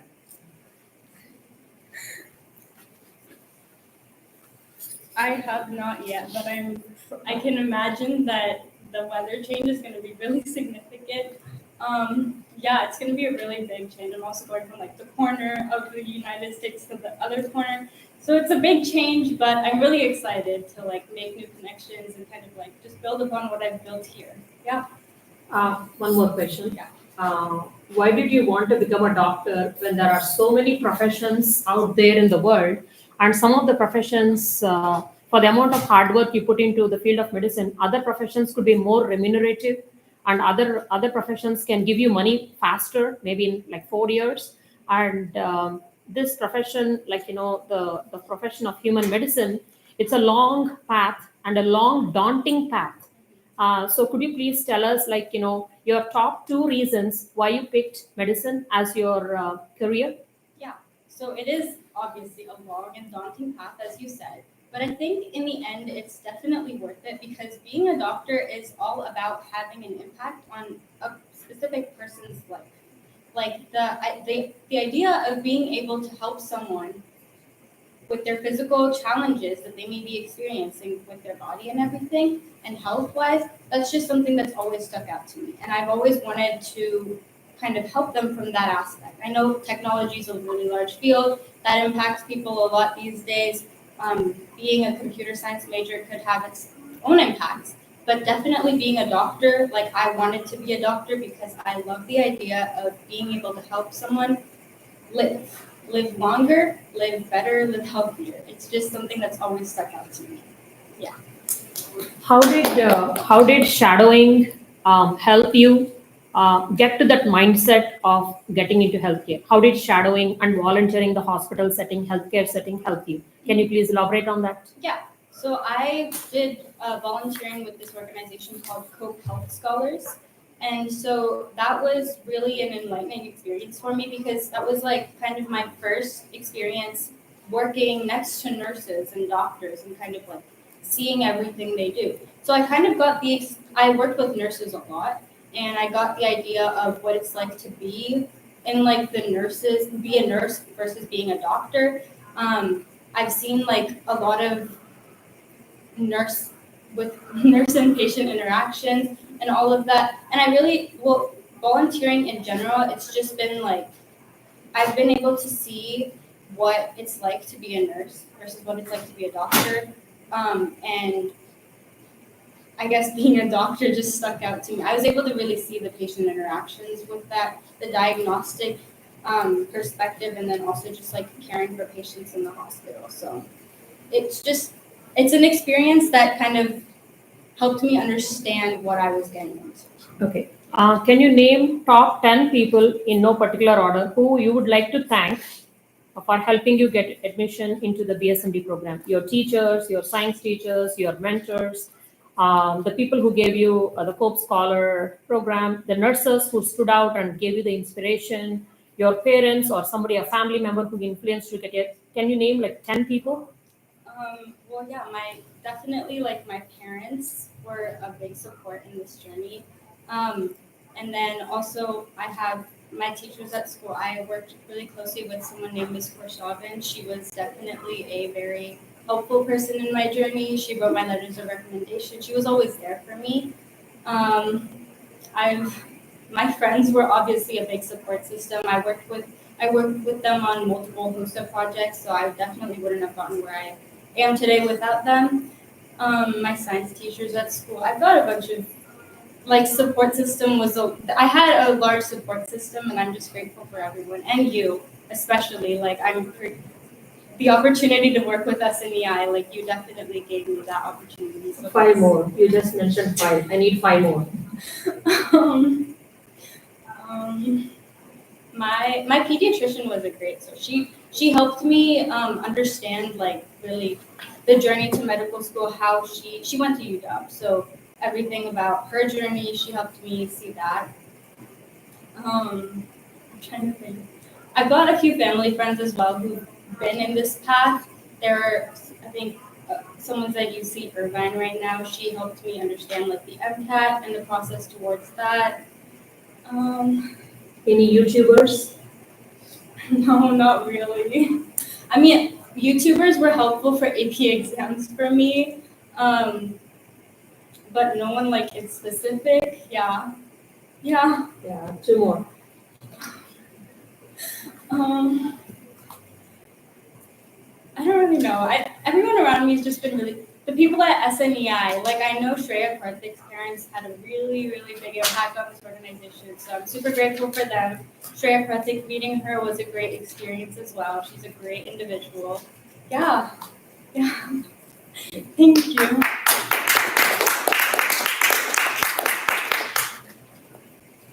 Thank you so much for that insightful speech.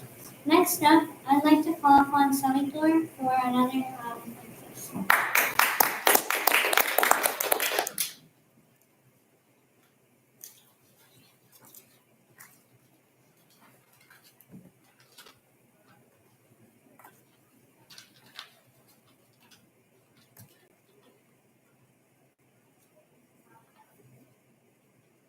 Okay, let's get right to it. So, what's the phenomenon where one's sensory or cognitive pathway leads to involuntary experiences in another? A. Illusion. B. Distortion. C. Hallucination. And D. Synesthesia. Illusion. No. Yeah. D. D. Yeah, that's correct. Okay, question 22. Which neurotransmitter plays a role in regulating mood, appetite, and sleep, and is often targeted by antidepressant medications? A. Acetylcholine, B. GABA, C. Dopamine, or D. Serotonin? Yes? Serotonin. Correct.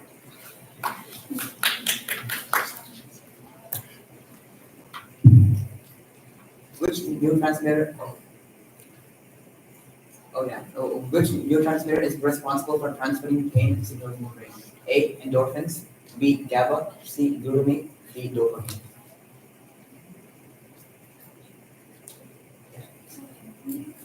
No. A. Endorphins. No, it's not endorphins. So, GABA. GABA. Yeah.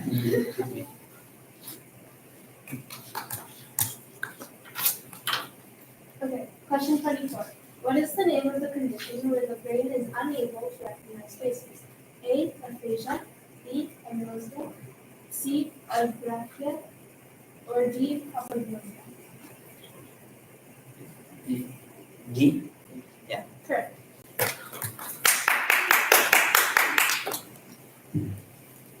Which neurotransmitter is associated with muscle movement, learning, and memory? A. Acetylcholine. B. Dopamine. C. Serotonin. D. GABA. Acetylcholine. Yeah.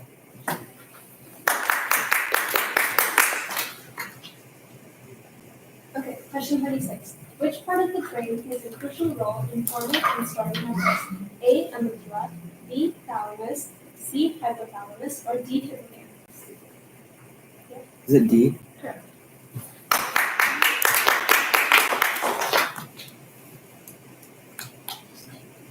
What's the term for the process where the brain strengthens the connections of frequently used neurons? A. Long-term potentiation.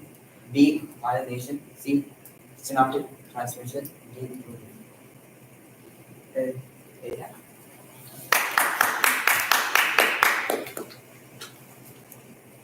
Okay, question 28. Which disorder is characterized by the brain's inability to properly regulate movement, leading to tremors and rigidity? Yes. Parkinson's disease.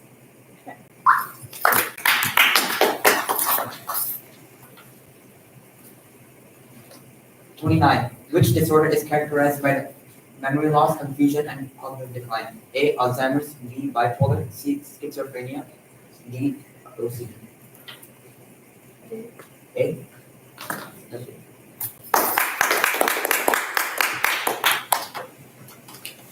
Question 30.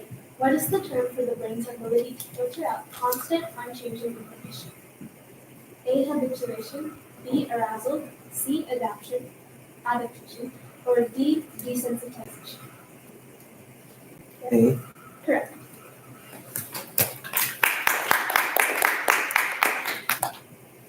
That's right. Oh. Yeah, Pop that's it. session, please. Yeah.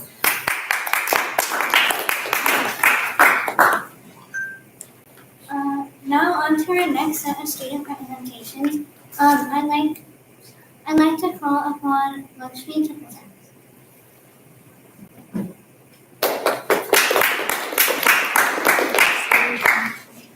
Lakshmi is a rising junior at Juanita High School's Cambridge program. On the court, she's passionate about badminton and actively plays with the school's badminton club.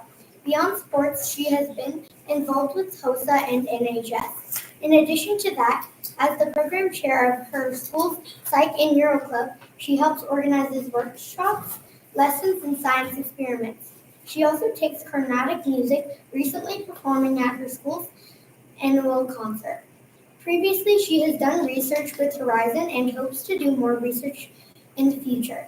This summer, she will also be participating in other programs like YSP Reach and volunteer at hospitals. She's excited to see where her goals will take her.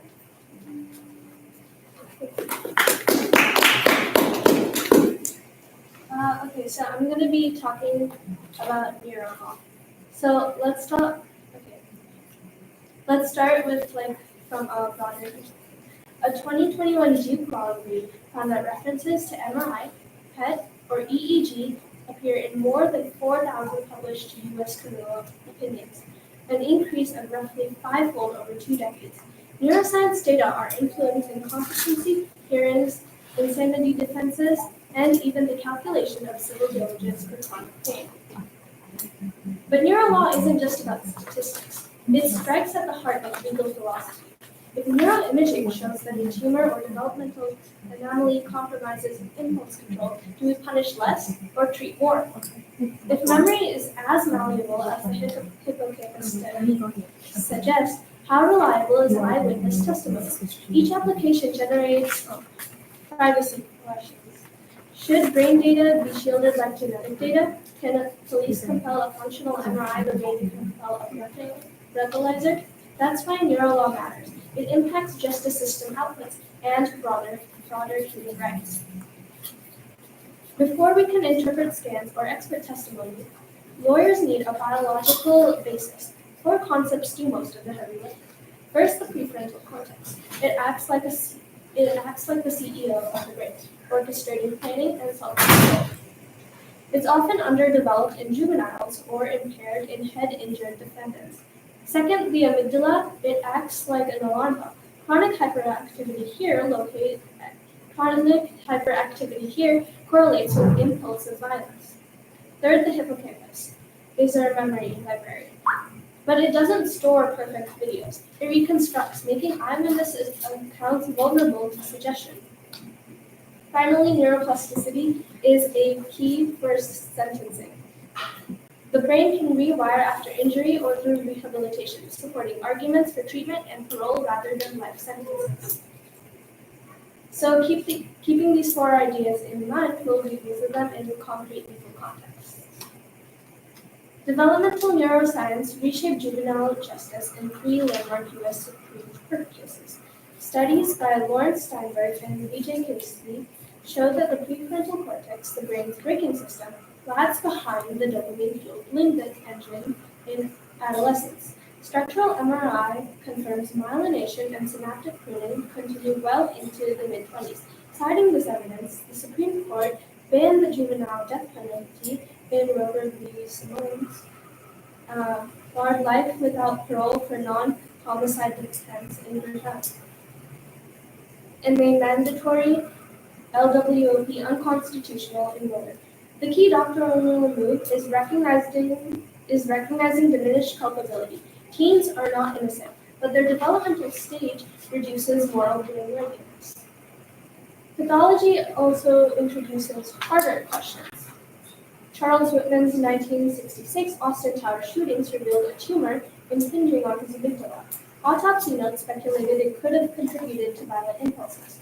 Traumatic brain injury is even more widespread. About 2/3 of state prisoners report a history of serious head trauma. Meanwhile, functional MRI work by Kent Keel shows psychopaths display up to 25% less gray matter in the ventromedial prefrontal cortex, correlating with low empathy. Courts grapple with whether such evidence defeats the guilty mind altogether or simply persuades juries to lessen punishment. The current trend is that pathology rarely absolves, but often mitigates, reinforcing calls for neurorehabilitation. How does brain data actually enter the courtroom? Under Dover, federal judges act as gatekeepers, vetting expert testimony for peer review, known error dates and acceptance. Structural imaging showing a cyst or lesion usually clears that bar. And in addition to that, functional scans are trickier. In U.S. versus Neuro, a federal judge excluded fMRI lie detection, calling the 90% accuracy claims inflated. Yet in People versus Weinstein, jurors saw MRI evidence of an arachnoid cyst compressing the defendant's frontal lobe, helping convert a murder charge to manslaughter. The takeaway is that imaging is a powerful visual rhetoric, but it must be contextualized to avoid the Christmas tree brain effect, which basically means that jurors are mesmerized by colorful pictures without understanding statistical limits. Neuroscience also undermines the gold standard of trials, eyewitness testimony. Elizabeth Loftus's experiments show that simple wording changes, such as smashed versus contacted, for example, alter speed estimates and implant non-existent broken bones. fMRI adds a neural signature. True memories evoke stronger parahippocampal and visual cortex activation than fabricated ones. Recognizing these limits, the Department of Justice now recommends double-blind photo lineups and standardized jury restrictions on memory fallibility.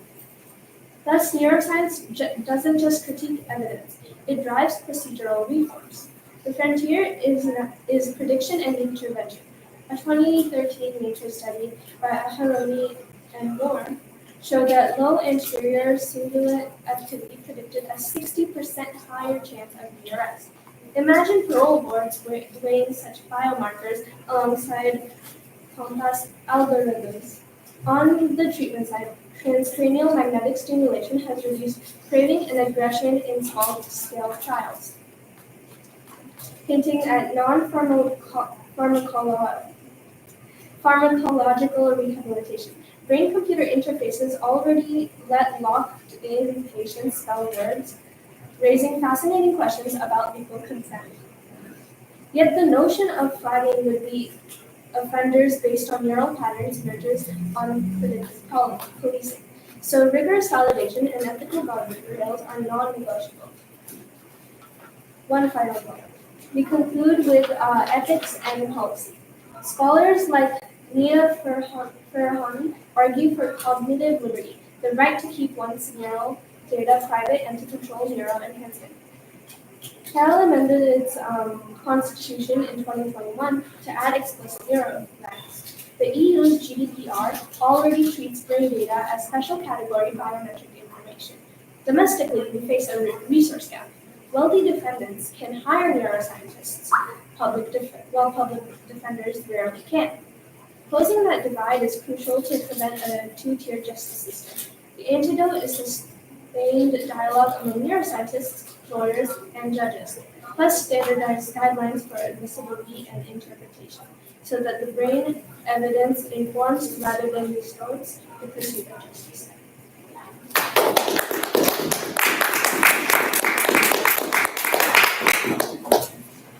Thank you, Lakshmi, for that wonderful presentation. Next, let's hear from Nishika Muthukuri about neuroscience of fear and anxiety.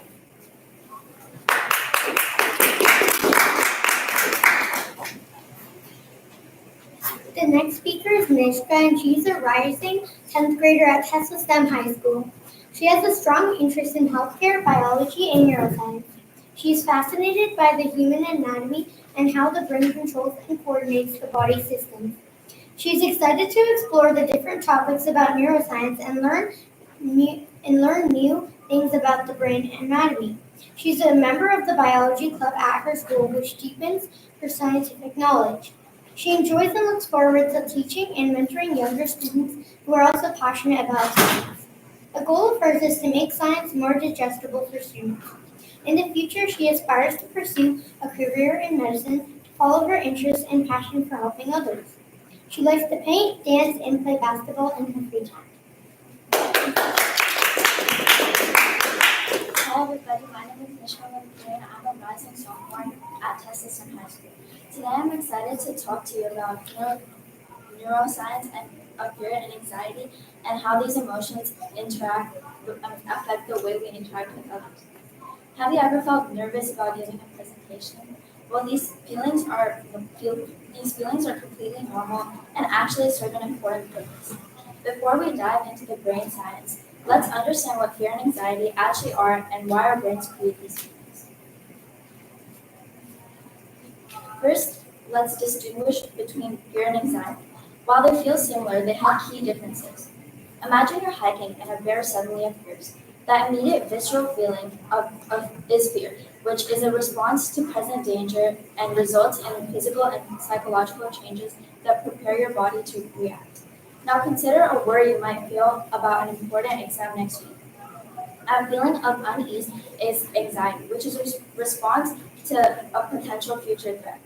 What's interesting is that both of these emotions trigger similar physical responses like an increased heart rate because they are part of an evolutionary survival mechanism. An effective analogy is to think of fear as a smoke detector going off during real life, while anxiety can be like a detector so sensitive that it goes off while you're just making toast. Now let's examine the key brain structures involved. First is the amygdala, which is a small almond-shaped structure that acts as the brain's alarm bell or threat detector. It processes danger incredibly quickly, often before we have conscious awareness. Next is the prefrontal cortex, our wise brain. This is a more evolved part of our brain responsible for rational thinking, and it can regulate the amygdala signals when a perceived threat isn't real. Then we have the hippocampus, the memory keeper, which helps determine if a situation is dangerous based on past experience, which can cause trauma. And finally, the hypothalamus, or control center, which activates the body's physical fight or flight response. Let's see how these parts work in sequence. Imagine you hear a strange noise at night. Instantly, your amygdala sounds alarmed and signals the hypothalamus to activate the fight or flight response. Your body is then flooded with stress hormones like adrenaline. This results in an increased heart rate, faster breathing, and tense muscles, preparing your body for action. This entire process happens in seconds. Once your prefrontal cortex assesses the situation and realizes there is no danger, it signals the amygdala to calm down, and your body returns to normal. As this chart illustrates, it is a healthy and adaptive function.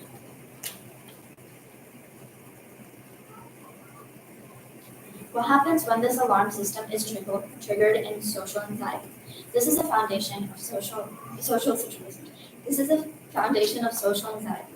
It's more than just being shy. It's an intense fear of being judged or embarrassing yourself in front of others.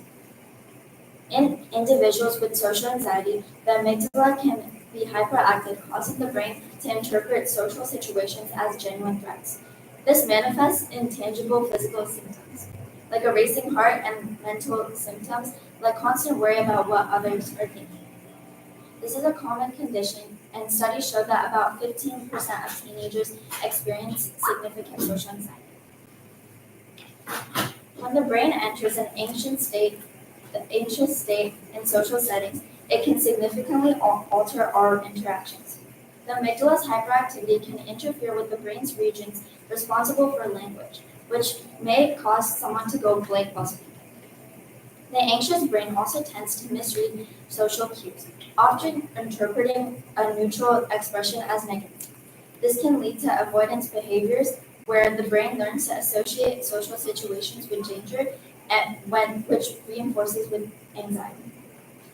Simultaneously, the medial prefrontal cortex involved in self-thinking becomes overactive, leading to excessive self-consciousness. This creates a feedback loop, but understanding the cycle is the first step toward breaking it. Luckily, we learned that our brain is not fixed and they have the ability to change through neuroplasticity. Neuroplasticity is when a new experience creates new neural pathways in our brain. Techniques like cognitive behavior therapy, exposure therapy, and practices like mindfulness can assist with changing our brain. In conclusion, fear and anxiety are normal emotions that evolve to protect us. They are the products of amygdala, prefrontal cortex, and the hippocampus working together. Understanding the underlying science is a powerful step towards managing these responses. Thank you for listening.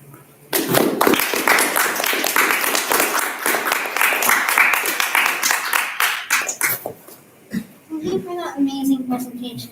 Next up, we have Neuro, who will be telling us about neuroscience and ethics.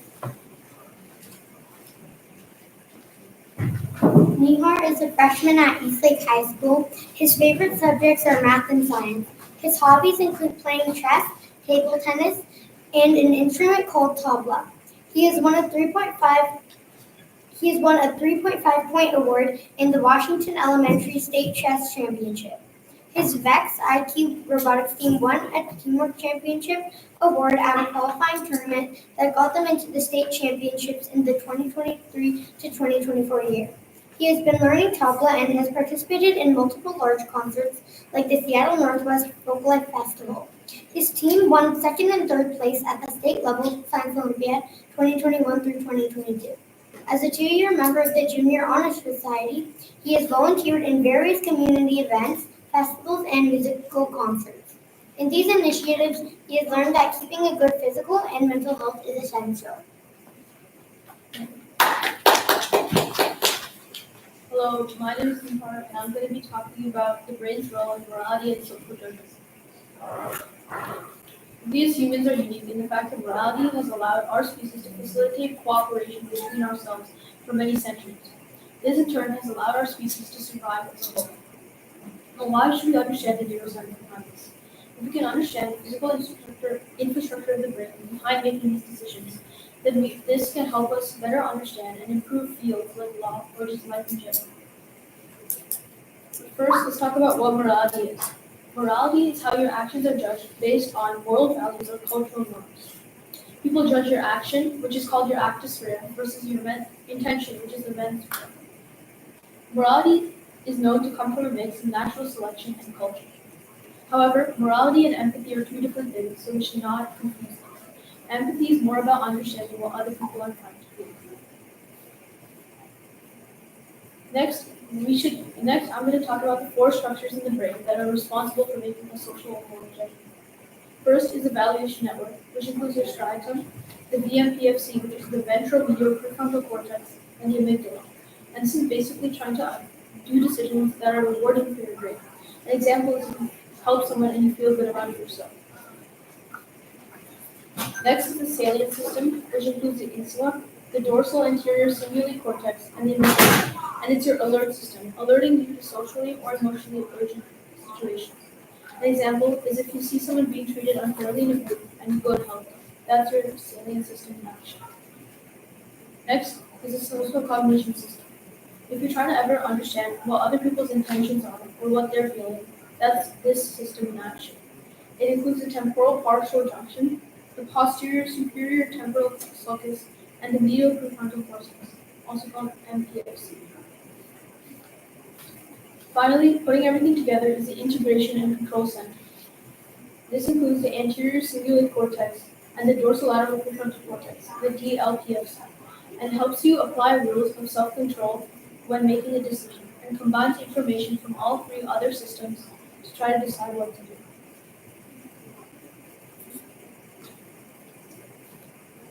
To summarize, as there are a lot of acronyms in this speech, the valuation system evaluates what's valuable. The salient system evaluates emotionally important information, and the social cognition system tries to understand what other people's thoughts are. The integration and control system combines everything into one decision and decides what to do. To conclude, the brain's role in moral and social judgments is essential to understanding how we function as a society. Our brains are always working to make sure that all decisions that we make are fair and ethical. By understanding the neuroscience behind this morality, we learn to understand human behavior and gain tools to improve our own systems like law, education, and mental health. Thank you.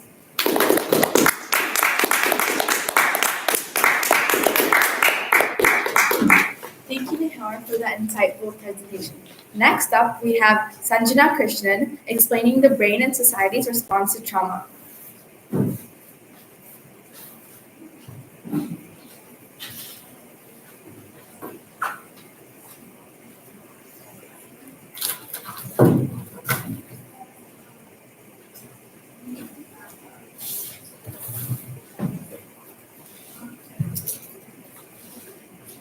Good afternoon, everyone. My name is Sanjana Krishnan, and today I'll be presenting on the topic, the brain and society's response to trauma, neuroscience and resilience. At the heart of this topic is a powerful quote by trauma expert Peter Levine. Trauma is not what happens to us, but what we hold inside in the absence of an empathetic witness. This quote reminds us that trauma isn't just an external event. Rather, it is the internal imprint it leaves behind when someone is not seen, supported, or understood. Trauma is a widespread and persistent issue that deeply affects individuals across all aspects of life, mentally, physically, socially, and even spiritually. While trauma can occur at any age, it is especially devastating in children, whose brains are still developing. These early experiences, known as adverse childhood experiences, or ACEs, can shape lifelong patterns of emotional and cognitive functioning. Trauma can be classified into three main types: acute trauma, which results from a single shocking event like an accident; chronic trauma, which is caused by repeated exposure to stress, such as domestic abuse; and complex trauma, which often arises from long-term relational harm, particularly in caregiving relationships. These experiences can disrupt a person's sense of safety and self, especially when the trauma is ongoing or interpersonal. From a neuroscience perspective, trauma causes profound and measurable changes in the brain. One of the most critical systems impacted is the hypothalamic pituitary adrenal axis, HPA axis, which governs our stress response. In people with trauma-related disorders like PTSD, this system becomes dysregulated. Instead of releasing cortisol, the hormone that helps the body manage stress and balance cells, individuals often produce too little, while their brain becomes overly sensitive to threat. As a result, the body remains on high alert even in safe situations. Structurally, trauma affects three major brain regions. The amygdala, which processes fear, becomes hyperactive, making individuals feel constantly threatened. The hippocampus, which is responsible for memory and context, tends to shrink, leading to fragmented and intrusive memories. And the prefrontal cortex, which is crucial for emotion regulation and decision making, becomes underactive, making it harder to think clearly or calm down when triggered. Neurochemically, trauma causes spikes in norepinephrine, contributing to hyperarousal and flashbacks while reducing serotonin, which is linked to anxiety and depression. These imbalances not only explain symptoms of PTSD, but also prevent the brain from unlearning fear, a process known as fear extinction. meaning that the survivor tends to react to harmless cues as if they're in danger. But there is hope. The brain has a remarkable ability to heal through a process called neuroplasticity. Neuroplasticity allows the brain to form new connections and reorganize itself, even after damage. This healing can happen through structural plasticity, which involves the growth of new neurons and synapses, and functional plasticity, where the healthy brain areas take over the role of damaged ones. Therapies like cognitive behavioral therapy, CBT, eye movement desensitization and reprocessing, EMDR, and mindfulness meditation use these principles to guide the brain back into balance. These interventions promote processes like synaptogenesis, the creation of new connections, and long-term potentiation, the strengthening of existing pathways, helping individuals regain emotional control, clarity, and resilience. While trauma can hijack the brain's natural circuits, neuroplasticity reminds us that recovery isn't just possible, it's biological. However, neuroscience alone isn't enough. Society has a critical role in creating environments that support healing. When schools, hospitals, and justice systems adopt trauma-informed care, they respond with empathy, not punishment. Instead of asking, "What's wrong with you?" they should begin asking, "What's happening to you?" A small shift in language that opens the door to understanding. Supportive systems that offer mental health services, safe housing, and community-based care help reduce the long-term effects of trauma. And the presence of stable, caring adults, teachers, social workers, doctors, and even peers can be just as healing as any therapy. These compassionate environments allow survivors to feel safe enough to rebuild trust and re-engage with life. So here's the truth. Trauma changes the brain, but so does healing. As a society, we must become active participants in the healing process. We must advocate for trauma-informed care and education. We must normalize conversations about mental health, especially in young people. And we must build communities where empathy is the default, not the exception. But every time we choose to listen instead of judge, to support instead of shame, we help shift someone's brain from survival mode to a place of growth and safety. Science shows us that recovery is real. Now it's up to us to make it accessible for everyone. Thank you. Thank you, Sanjana, for the amazing presentation. Now let's move on to our last quiz of the day. Sabitur and Lakshmi, on to you.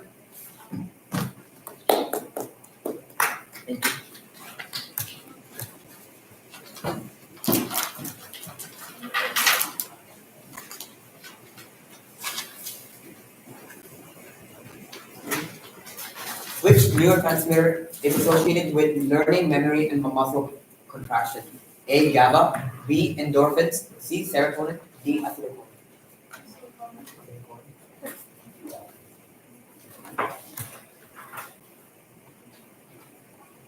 Question 32. What is the name of the brain's reward system that plays a role in addiction and pleasure? A. Locus coeruleus, B. Basal ganglia, C. Medial prefrontal cortex, or D. Nucleus accumbens.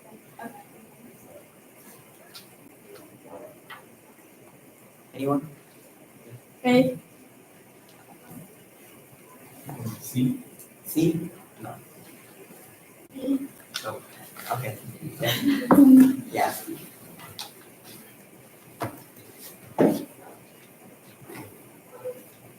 What is the name of the disorder characterized by sudden, uncontrollable sleep attacks during the day? A. REM behavior disorder. B. Narcolepsy. C. Insomnia. D. Sleep apnea. B. Narcolepsy.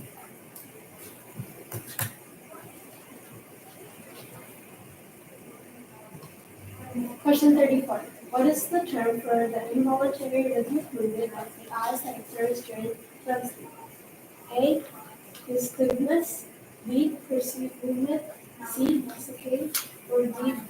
Breathing. Oh. Okay. I think you all should not answer because of this question. Yeah, it's A. Yeah. Okay. What's the term for the brain's ability to filter out irrelevant information and focus on what's important? A. Selective attention. B. Sensory adaptation. C. Inattentional blindness. D. Perceptual bias. A.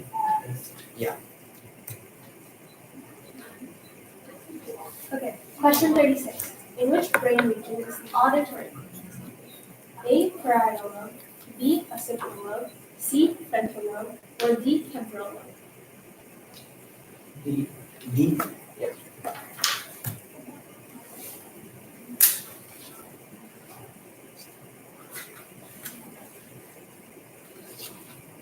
In which part of the brain is the primary motor cortex located? A. Parietal lobe, B. occipital, C. temporal, D. frontal. D. D. Yeah. Okay, question 38. Which part of the brain plays a crucial role in forming and storing memories? A. Thalamus, B. Hypothalamus, C. Hippocampus, D. Amygdala. Yeah.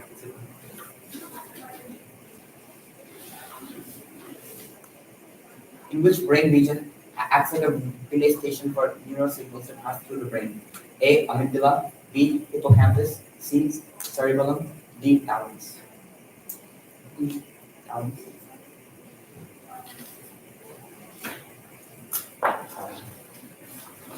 Question 40.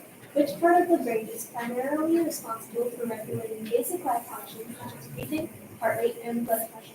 A. Cerebellum, B. Hippocampus, C. Medulla oblongata, D. Corpus callosum. The medulla oblongata. Yeah.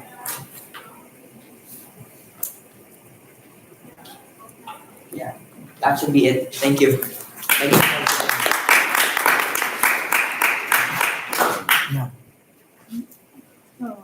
Now let's move on to our online presentation and speeches.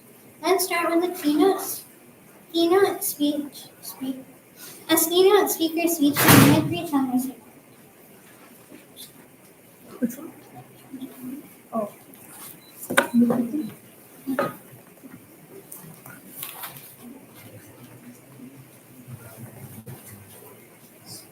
Dimitri graduated from Westview High School in Portland, Oregon, and will be attending Rice University in the fall. She is an inspiring neurosurgeon passionate about exploring biomarkers for neurological conditions. She is also interested in global health advocacy and promoting healthcare equity. Her research spans glutamatergic mystical distribution, utilizing pi-epsilon tomography to investigate excitatory neurotransmission, the OHSE Wallach Institute, to studying EEG-based machine learning applications for Parkinson's disease with a Columbia University affiliated postdoc mentor. A seasoned competitor, Liberty placed second nationally at the North-South Foundation Brain Meet and the essay writing competition in 11th grade, and first at the NSF Regional Brain Meet in 9th grade. She also placed in the top 16 internationally for the Health Occupation Students of America Global Competition. She founded the Oregon Brain Meet, which provides opportunities for high school students in the Pacific Northwest to showcase their neuroscience knowledge. She also co-founded the Seattle Neuroscience Education Initiative, which designs accessible neuroscience lessons and organizes conferences to encourage community engagement. Liberty's contributions extend to language and culture, as she created the first nationwide structured proficiency test, earning recognition for advocating language preservation and academic inclusivity. As student director of the Science Ambassadors Program at ONPRC, she mentors younger students, teaches biology, and coordinates outreach events. Liberty's commitment to service shines through her hospital volunteering and her role as communications director for Westview High School's Operations Fund, where she organizes events for some cleft, lip, and quality surgeries. Beyond academics, she raises her heritage for aeronautics sleep. With a commitment to interdisciplinary learning and compassionate care, Liberty is determined to create a transformative impact in healthcare and neuroscience.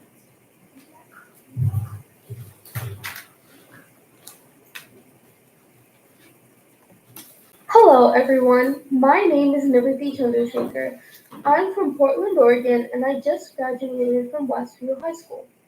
I'll be attending Rice University in Houston, Texas in the fall, where I plan to major in computational neuroscience and follow the pre-med track. It's so great to be with all of you here today. I myself had the privilege of co-founding the Seattle Neuroscience Education Initiative just last year, and it's beyond exciting to see how far it's already come. This initiative started off as just a simple idea that neuroscience should be accessible to students of all ages, not only students in college or postgrad. We wanted to create a space where students could hear directly from people working in the field, whether they're researchers, clinicians, or educators, and get a real sense of the paths available within neuroscience. Not solely the technical side, but also the human side of things. The decision making, the career pivots, the challenges, and the reasons why these people stay in this field of work. I worked on this project remotely from Portland while my co-founders are based in Seattle. And this definitely came with its challenges with different schedules, communication hurdles, and the usual trial and error. What made this all work, though, was the shared commitment to building something useful and long lasting for students across the Pacific Northwest interested in neuroscience. Around the same time, I also founded the Oregon Brain Bee, which I've run with the support of Dr. Meredy Leffner from the Oregon Health and Science University, also known as the OHSU. This work really taught me how valuable early neuroscience outreach can be. Over the past 2 years, I've organized events with guest speakers from OHSU, Providence, and other medical and research institutions. These speakers have helped students not only understand neuroscience better, but also see how it plays out in real careers, with real people and real world complexity. If there's one thing that I've taken away from both initiatives, it's that exposure matters. Hearing someone describe the moment that they chose their specialty or the project that shaped their career helps students see these careers as reachable, not abstract. And this kind of access shouldn't be limited to just a few schools or a couple of cities. It should be the bare minimum, the baseline. Before I wrap up, I want to thank everyone today for showing up. I hope you leave with more questions than you came in with, and I hope you stay curious about the brain, about people, and what's possible within the field of neuroscience. Thank you so much.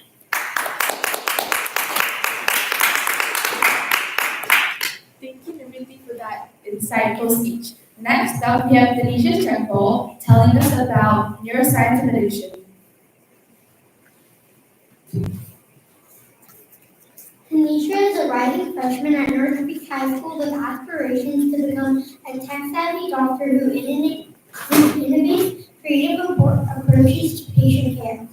Currently, she serves as the Director of Community Reach at the Seattle Neuroscience Education Initiative, which aims to make brain beat education and preparation accessible to all students, regardless of their economic background.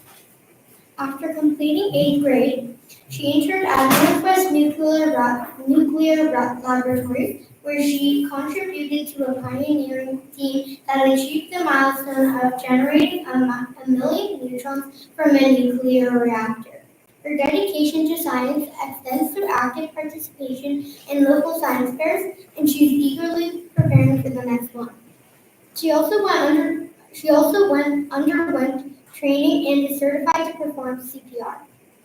In addition to her scientific pursuits, she has been involved in various extracurricular activities, and she's played in the school orchestra as a violin for the past 3 years and is training for her black belt in Taekwondo. She has performed dance routines on prominent stages like Angel of the Winds and was recommended for high school theater by her drama teacher. In her free time, she enjoys reading medical-themed mysteries by authors like Robin Cook and Michael Palmer. She is part of the Seattle Neuroscience Education Initiative to advocate for a healthy mindset, promote effective mental health practices, and encourage people to learn about neuroscience and its importance in our communities. Hi, I'm Tanisha Shankar, and I'll be going over the neuroscience of addiction, its social impacts, and the treatment approaches for it. So, what is addiction? Addiction is a chronic brain disease involving the compulsive use of substances or behaviors despite harmful consequences. It affects both the brain and behavior. It also includes substance addictions like drugs, alcohol, and behavioral addictions like gambling or even internet use. So, what is addiction and its connection to the brain? Addiction hijacks the brain's reward systems. Dopamine, which drives the feeling of pleasure, are the chemicals. So, brain regions involved are the nucleus accumbens, which is responsible for reward processing, and the prefrontal cortex, which is responsible for decision making, and then there's the amygdala, which is responsible for emotions. Over time, brain circuits are rewired to prioritize negative behavior. So how does addiction develop? So the initial use leads to pleasure or a dopamine surge. Then the repeated use builds tolerance, which means you need more than for the same effect. Then the dependence starts, and stopping then would cause withdrawal. Addiction is when use continues despite serious harm. Brain learns to crave these substances or the activity like a survival. And that's why addiction is so big. So then we have the risk factors in adolescence. First up, you have genetic. So inherited traits may also increase your vulnerability to get addicted. Then there's the environmental aspect, such as trauma, abuse, poverty, depression, and more. Then you have mental health. This is usually anxiety, depression, and PTSD. And these are linked to higher addiction rates.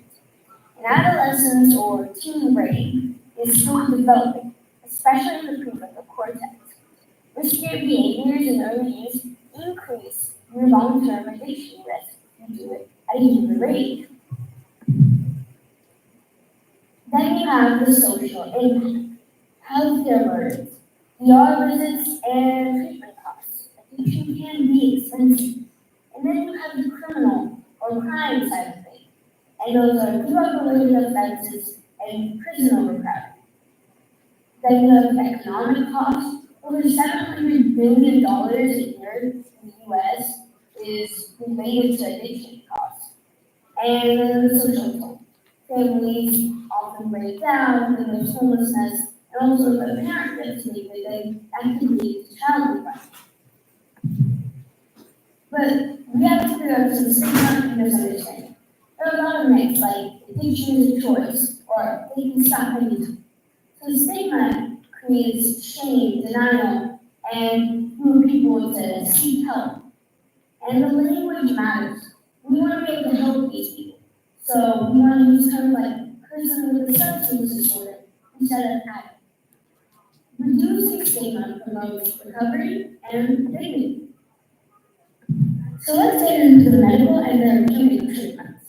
So a medication-assisted treatment, or MAT, is methadone, buprenorphine, naltrexone, and these are what's in MAT.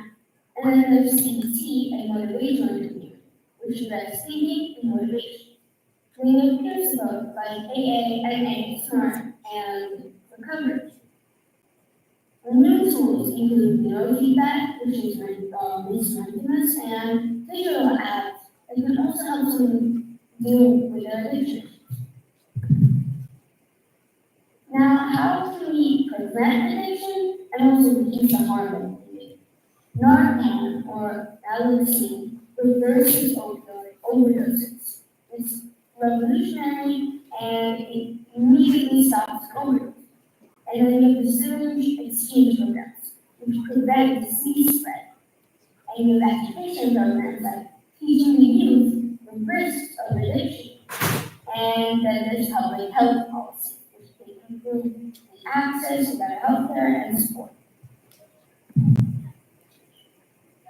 And now you have hope and recovery. Recovery is possible with support and evidence-based treatment. The brain can heal through neuroplasticity. family, community, and purpose are key to long-term healing. Real-life success stories prove that recovery is achievable. Now you have the conclusion and your call to action. The excessive use of alcohol and beverages lead to physical and psychological harm, and addiction is a treatable brain disorder, not a moral weakness. Moral support, access, and compassion are essential. Let's educate ourselves and others, advocate for better policies, and support those in recovery. Together we can reduce the harm and increase hope. Thank you for listening.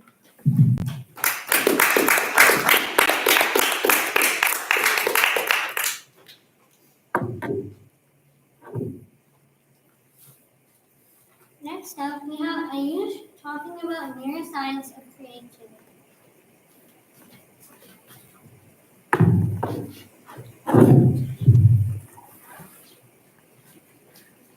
Ayush is a rising software in JPO Community Middle School. He placed second in the academic math roll held by Purdue University. He is also a straight A honor roll student at PCMS. Some of his extracurriculars include being part of the PCMS track and field team. He loves sports and is part of the team that won the Plainfield Junior Basketball Association championship. His other hobbies include reading and hands-on. He has always been fascinated with humankind, especially the psychological aspects behind critical behavior. This led to discovering the role of neuroscience, and he has fallen in love ever since. He joins the Seattle Neuroscience Education Initiative to bring the amazing world of neurology and psychology to his community.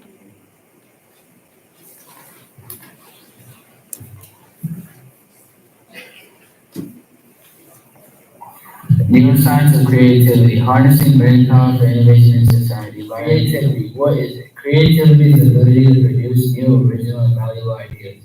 It blends imagination with logic to solve problems and express ideas. It involves both divergent thinking, exploring many ideas, and convergent thinking, choosing the best one. Key brain regions involved. Prefrontal cortex, decision making and complex thought. Default mode network, DMN, daydreaming, imagination, slice network, switching between creative and focused states. Hippocampus, memory-based ideas generation. Okay, so the aha moment. Insightful ideas often strike when we're relaxed or distracted.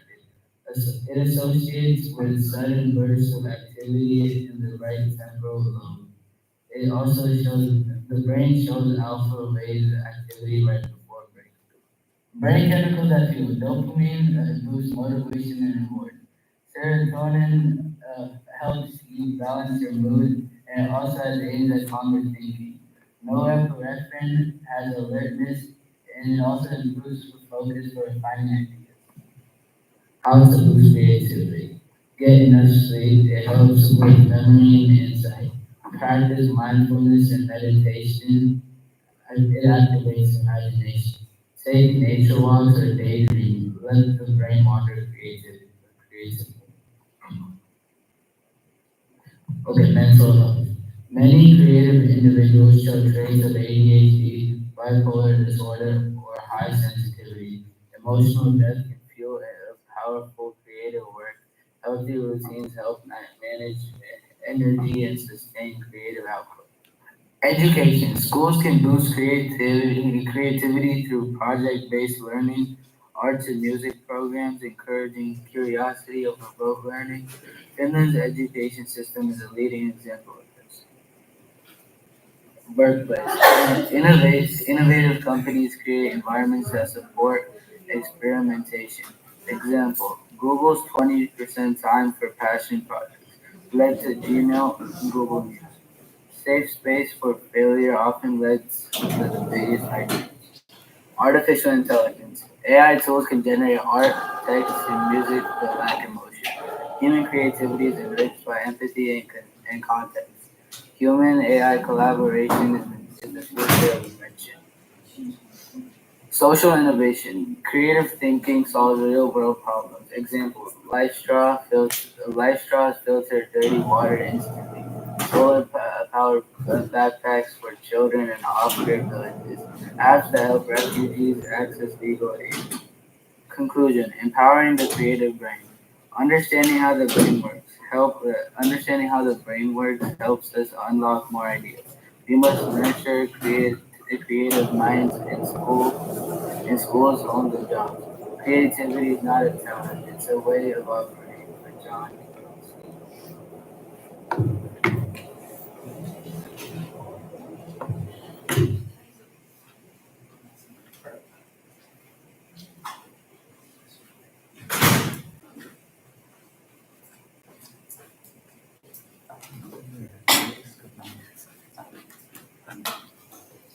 Next up, we have Leah Sebastian, who will be talking about neuroscience and dementia.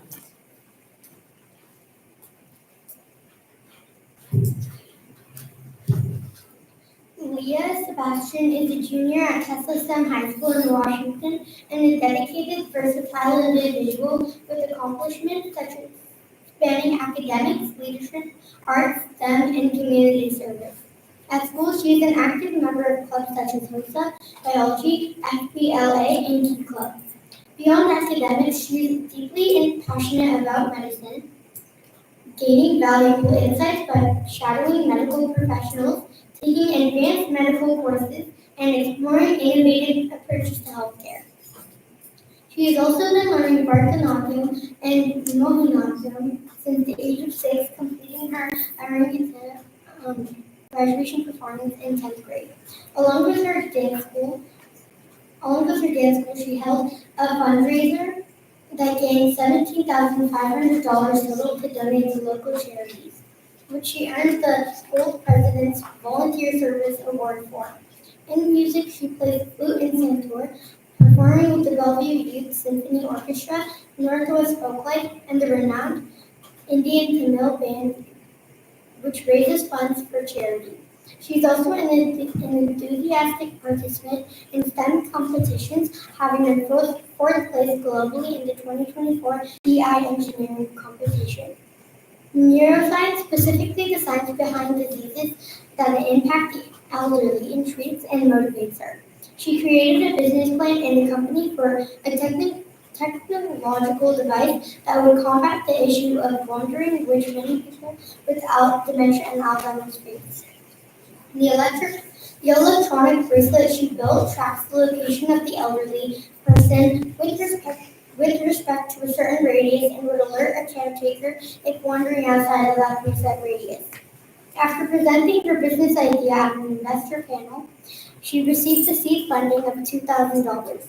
She has also initiated a service project aiming aiming to provide residents of senior living facilities with a multisensory tool that helps improve cognitive function to help manage aggression and allow residents to function better in daily life.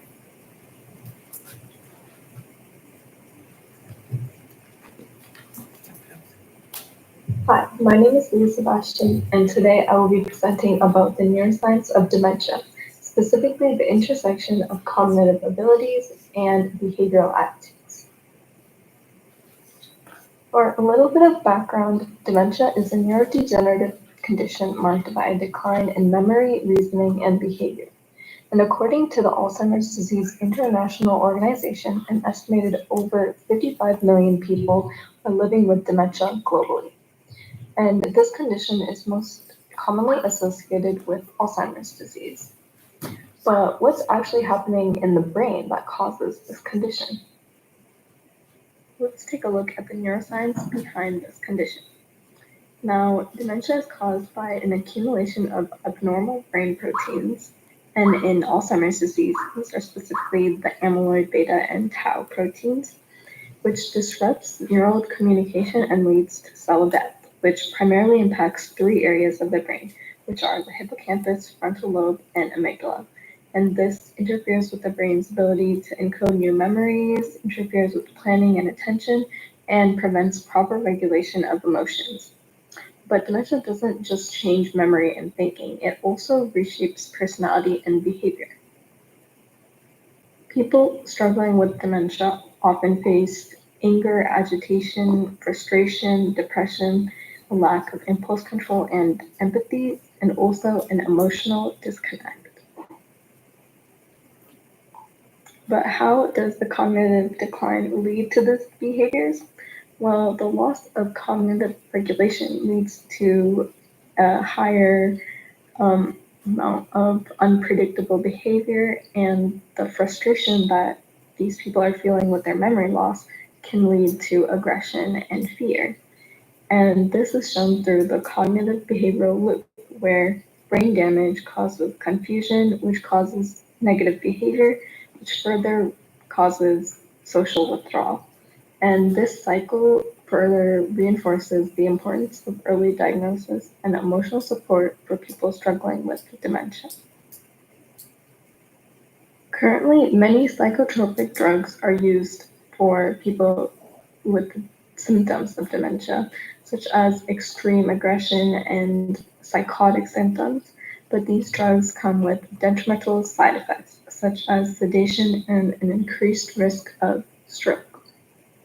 And now, another alternative solution to these symptoms are tools that work the cognitive abilities, such as fidget toys and other such things. And these tools are non-invasive and are also proven to reduce aggression with those who struggle with dementia. And emerging therapies are currently being researched, such as stem cell treatment and monoclonal antibodies, which show promise in slowing cognitive decline and preserving brain volume with early Alzheimer's cases. By understanding this condition, we gain compassion and the tools to build better care for those struggling with dementia. Thank you for listening.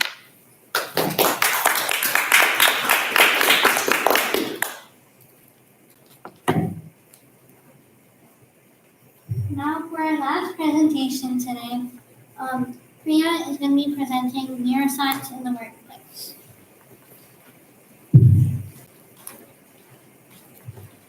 Priya Imani is a rising junior at Neuro High School. Her interest in medicine inspires her to participate in research, science fairs, and create community projects. In addition, her interest in healthcare specifically drives forward new innovations to both research and healthcare. In the neuroscience initiative, she hopes to share her passion with others.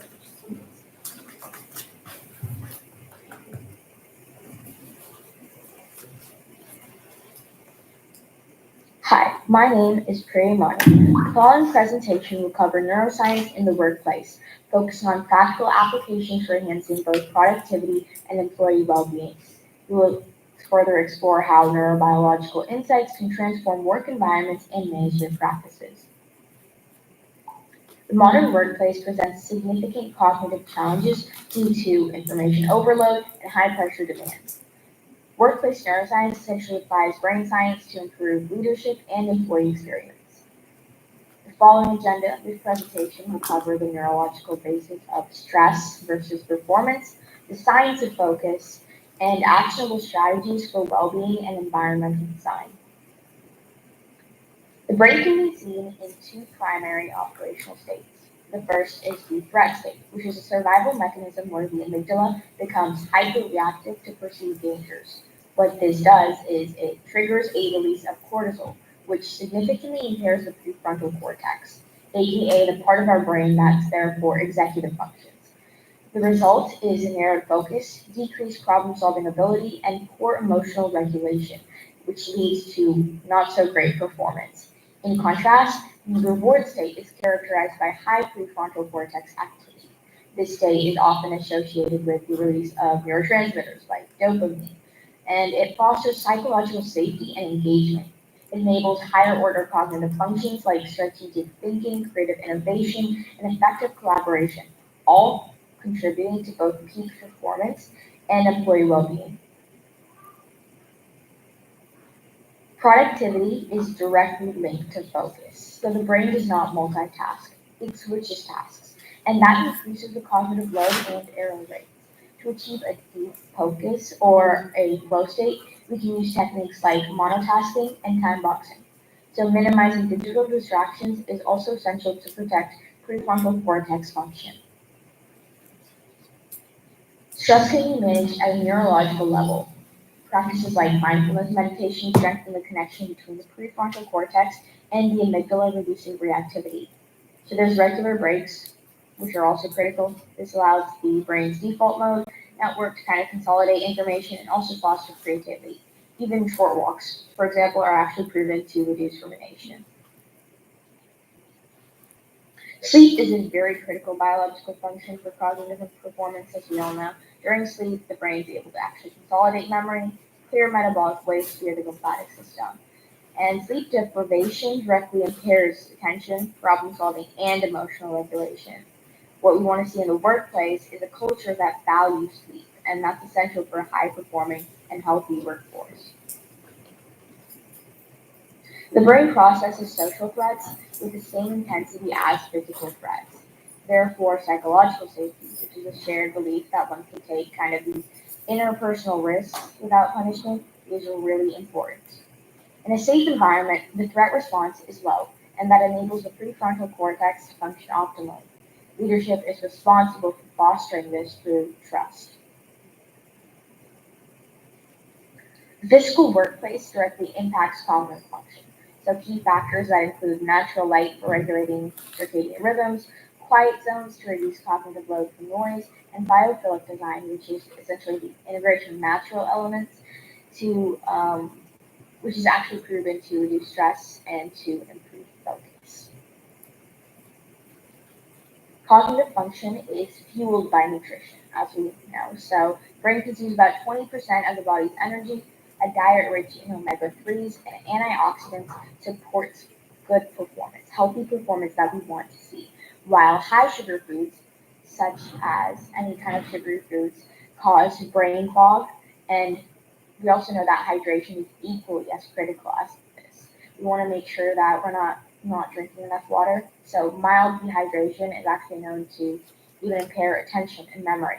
We want to make sure that even in the workplace, we're prioritizing our nutrition and our hydration.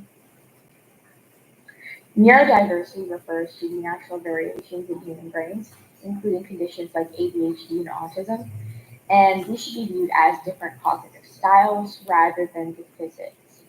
By fostering an inclusive environment where many different people have different kinds of brain patterns, we're able to kind of leverage these as unique strengths and see them as more of an advantage rather than a disadvantage. So there's essentially two actionable takeaways we want to see within the workplace now. For leaders, we want to see that we are prioritizing psychological safety, encouraging restorative breaks, and championing brain-friendly design. While for employees, we want to see practicing these kind of single tasking to improve focus. We want to prioritize about 7 to 9 hours of sleep. We also want to use mindfulness techniques to manage stress. In conclusion, applying these principles of neuroscience allows us to create workplaces that are not only more productive, but also more humane and sustainable. The future of work is really about working smarter, and we can see this as an alignment with our understanding of neurobiology. Thank you.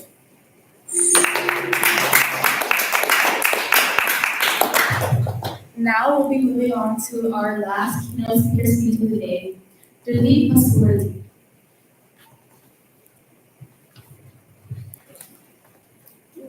Priti is a rising freshman at the University of Washington, Seattle. With an aspiration of becoming a child psychiatrist, her passion lies in advocating for holistic health. As a co-founder of Seattle Neuro Education Initiative, she contributed to making neuro education accessible for students worldwide. As a co-founder and president of Seattle Nutrition Education Initiative, she led the vision with knowledge for informed dietary choices. As a co-founder for Seattle Artificial Intelligence plus Empathy for Health Education Initiative, harness the transformative power of AI to improve human well-being. Additionally, as a co-founder and president of the Seattle Fitness Education Initiative, she championed the connection between physical activity and mental wellness. Over the past 4 years, she was involved ranging from mentoring students to advocating for voter registration, women's rights, and mental health. Led a mental health and advocacy group, planning workshops, and creating advocacy posts on social media. Her commitment to the environment is evident through her contributions to earth restoration and horticultural projects. Beyond academics, she enjoys time with friends, playing golf, practicing piano, singing, volunteering, and engaging in robotics. These experiences have enriched her life and earned her 5 presidential awards in education and social work, as well as awards and scholarships in piano, robotics, fire, and golf. She is proud to be among the top 0.1% of students who earn the IB diploma in 11th grade. She is passionate about democratizing access to neuroscience education with a focus on brain health. Her goals reflect her drive to explore the complexities of the brain and be accessible to all.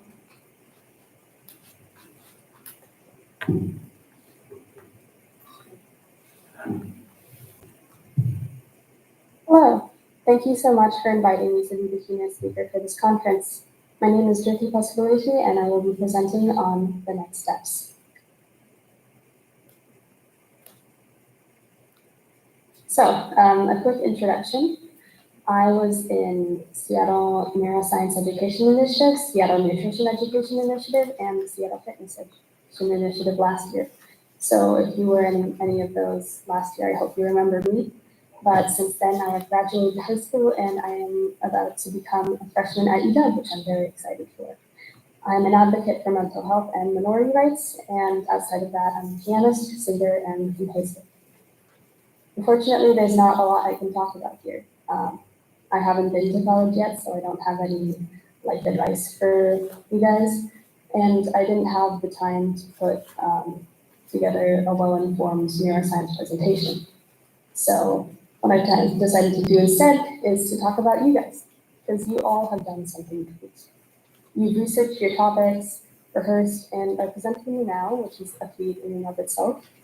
On top of that, you've organized it into a full conference session that is being live streamed and will reach a significant amount of people. We've created the necessary transition materials and information to help make this conference easier. And a lot of you have taken leadership roles to get this running smoothly and have even organized fundraisers and drives to help the initiative. That's great, but what now? All of this work that you've done doesn't deserve to go to waste. There are ways to expand it to help boost your own skills as well as get your information out there to more people that might need to hear it. So I'd like to talk to you about ways to do that. You can grow your projects. First of all the research and the presenting, that can be put in other places, such as student journals, local papers, or starting a blog. It's a great way to segue into more complicated parts of research, and it helps strengthen your writing abilities as well. Organizing new events based off your knowledge is another good way to put into practice. You can start a fundraiser or drive for a related charity, create an individual workshop and present it, or volunteer with organizations with the same goals in mind. These are just starter options that are easy to implement, but there's so much more that you can do with your work. Here are some personal examples of things I've done. I tried to confine it to things I've done within the school year to make it more relevant. I hosted a workshop on the importance of DEI for my robotics team and presented it at competitions. I did door knocking for the local election to persuade people to vote. And I also volunteered at a roundtable, a political roundtable sponsored by ICS. One of my recent projects is finishing this period deck. This is a box where I collected period products and we since packaged them into these little bags that will be sent out to someone in the underserved region of Seattle. I partnered with T2P2, a local organization created by moms in their garages, and they're great. I would definitely recommend them if you're passionate about things like period poverty and menstrual education. So why do all this? It helps you gain and understand values and perspectives better. You'll learn what it means to take action, be aware and informed about current issues and local events, and find a sense of belonging within your community. On top of that, you'll take away important skills and experiences, such as becoming an expert in planning for things you care about or getting better at talking to people that can help you reach your goals. The power is in your hands, and I can't wait to see what you do. Here's my email in case you want to get in touch for any questions about this presentation. And I've also linked some resources that may help you get started. Good luck, and thank you.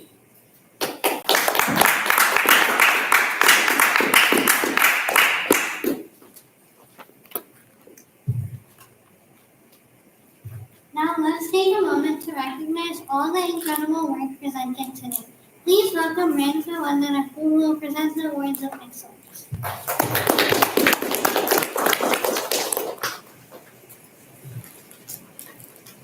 Before I present the awards, I just want to express why this initiative is very close to my heart.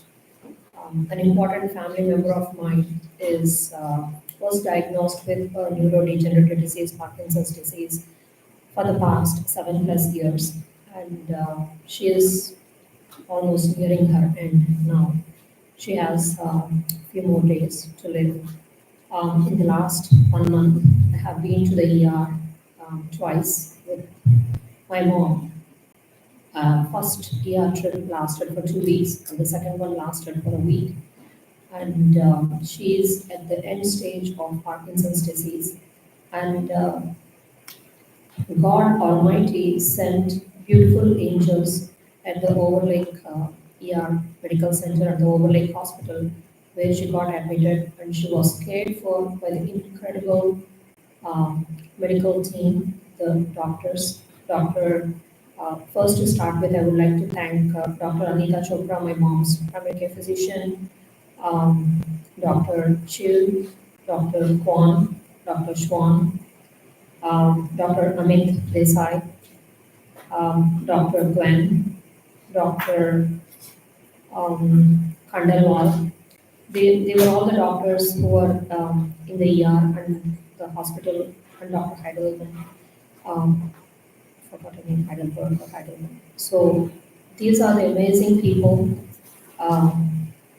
who are caring for people with these conditions, and these are beautiful angels walking on earth. Not only that, they are the nurses, the technicians, the people who operate all these medical devices where all these diagnoses are being taken, the people who transport the patients in the medical vans, medical ambulances, cabulances from home to the ER. Incredible set of people, and you all are going to be future angels of the society. You could be getting into healthcare, like becoming a MD doctor or a neo doctor, or some of you could be getting into research side of things, being a neuroscience research scientist, or maybe some of you are entering into the field of computer science. But please remember that you are doing such a noble work.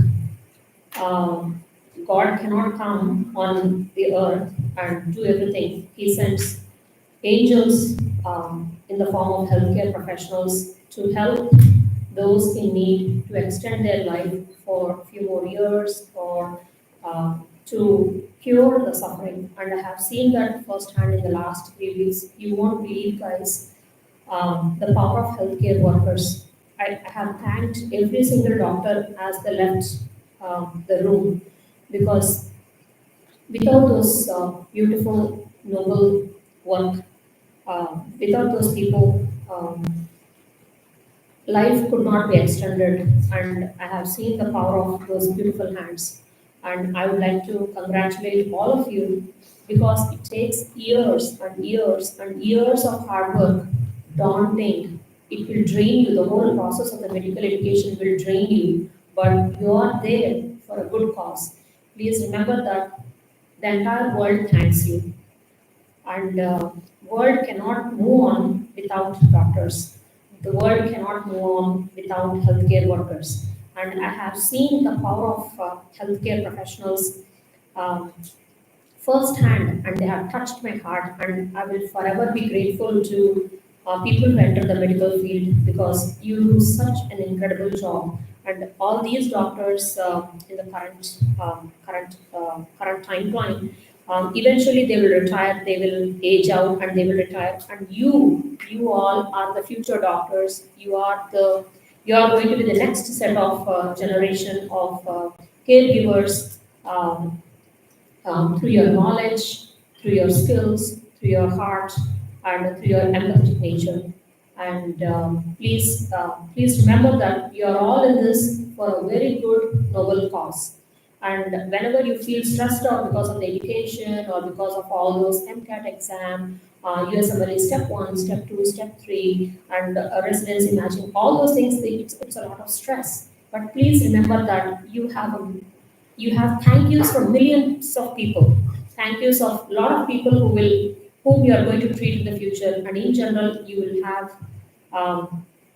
you deserve gratitude, you deserve thanks. And I for now have seen how this neurodegenerative disease has is taking away my important family member, but I'm also grateful that her life was extended this far, and I think she has few more days to live. And I'm very grateful for the medical field, for the facilities, for the amazing technical knowledge that these caregivers and the doctors are having. And I'm only grateful every single moment of my life. And few more days, how many more days my mom is going to last. And please keep in mind that you are not doing an ordinary job. You are going to do an immense amount of good work, and work that is needed by every single human being on the planet. And during times of stress, please remind that you are in it, and you deserve gratitude from your future patients.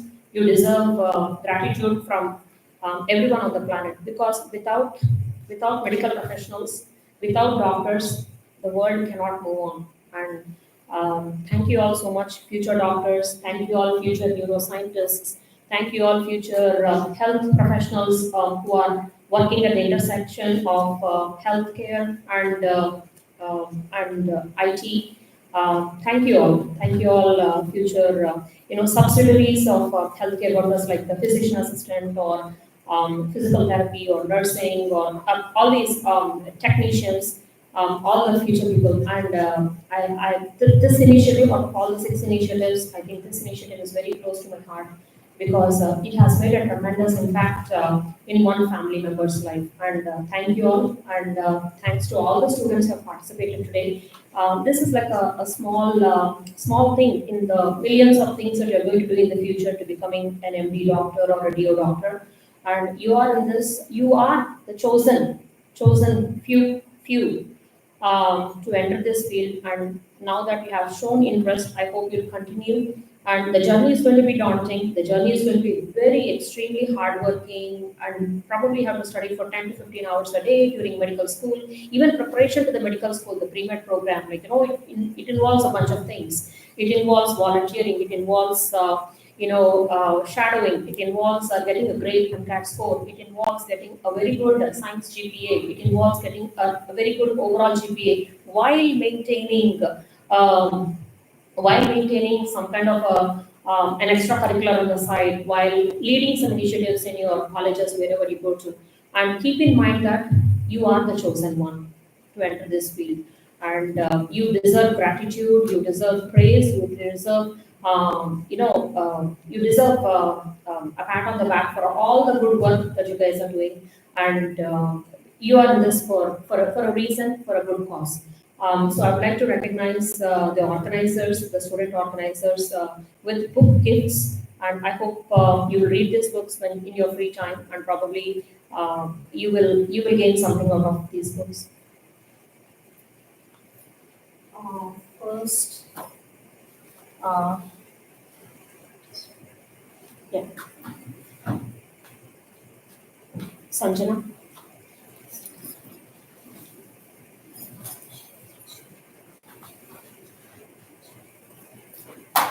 Hemshika, you understand the speech. Neha.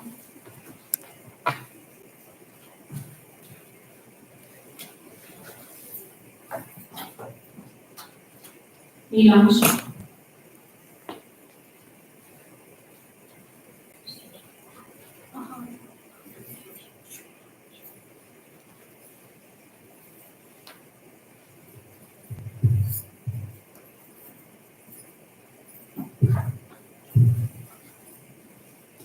Ahana, she is a sister of Yana. Ahana. And Shreya, you are the sister of Priya. Priya Imani's sister. Okay. So group photo, please. Thank you all. And what was the best part of today? I think we were just being able to speak about presented and doing that. Right. What was the best part of today? You like the quizzes? Great. What was the best part, Neelansh? I feel like how everyone kind of came together and explained their topics very well, and I learned a lot of things. Yeah. What was the best part today? Listen to all the in-depth presentations about various topics. Who was the best speaker according to you? Yeah. What was the best part of today, Hemshika? I think the insightful keynote speeches. Yeah. What was the best part of today? I think I like the quizzes and I also like all the presentations. Nice. Okay.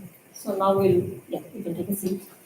Now we'll bring up all the speakers, all the student speakers. Savitur, can you all come to the front? All the student speakers for today.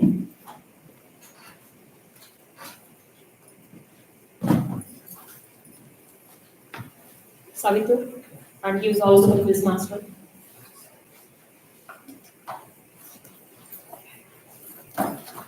Your Lakshmi Sahasra. Yes. Yeah. Good job, the quiz masters.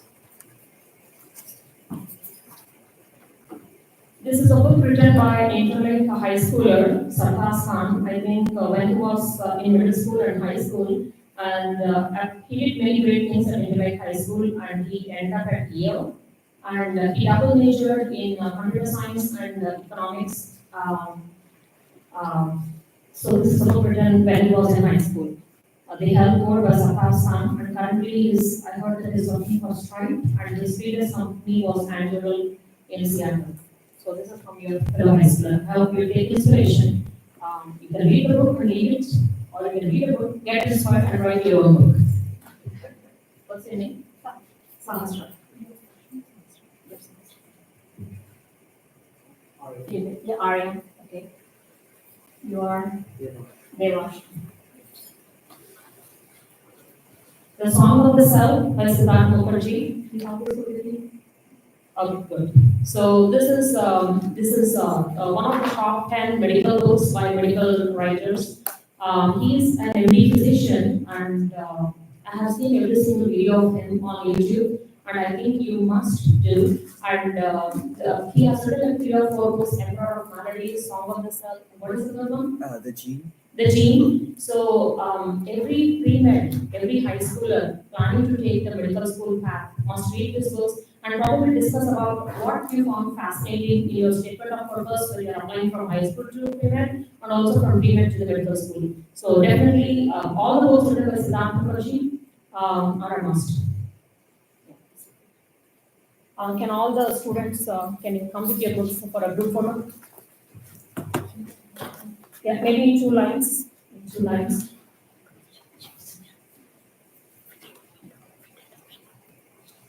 Can you all fit into the window? Yeah. Yeah, probably you can sit and some of you can stand. Group photo.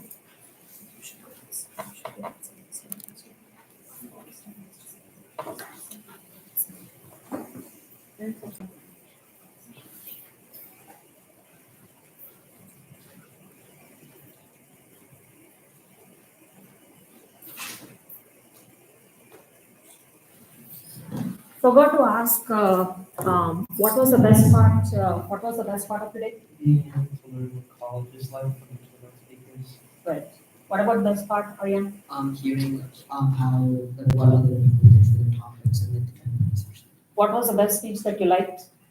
I don't know, honestly. apart from yours? I don't know. I'm not gonna disclose. Okay, that's fine.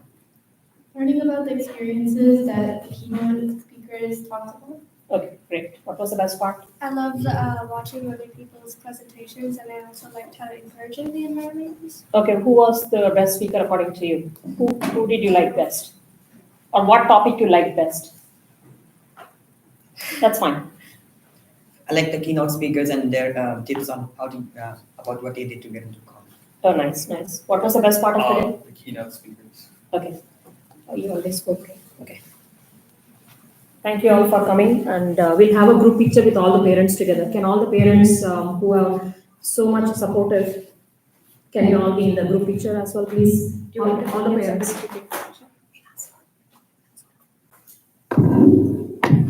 Let's all go together, and then we'll have the last parent take it. Okay. Yes.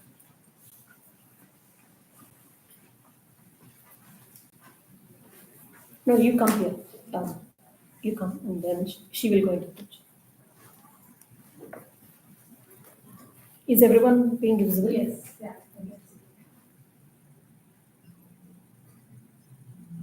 Okay, why don't you go? Why don't you go?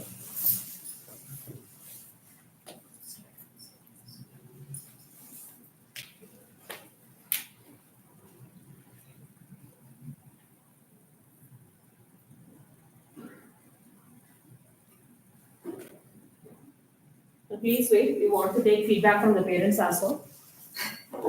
Stay there. Stay there. Stay there. What was the best part of today? I got to listen to various topics, so it was very, very nice. I'm not from science background, so it was very. Yes, some exposure to a new topic in yes, depth. Yes. What was the best part of today? All the speeches, and I really liked the one with the research, with things zebrafish and the human.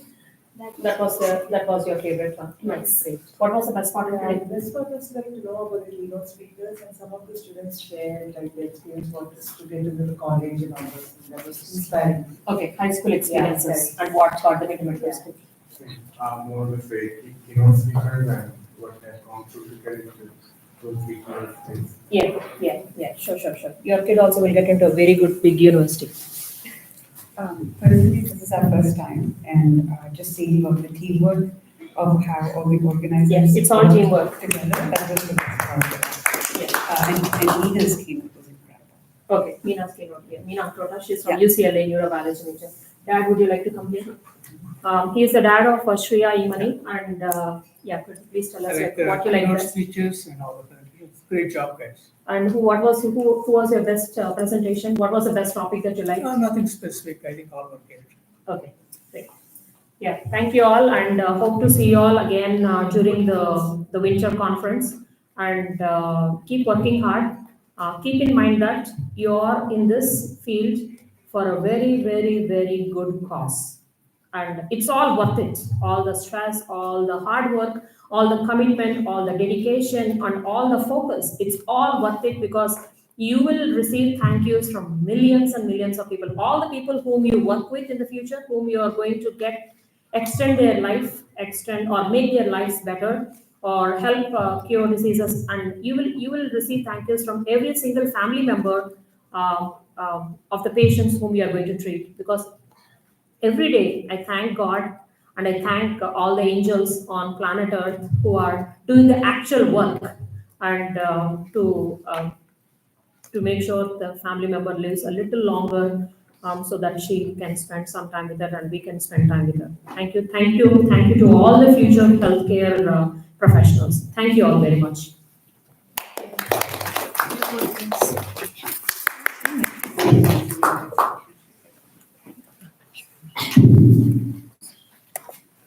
I think we have some cleanup work. Can you all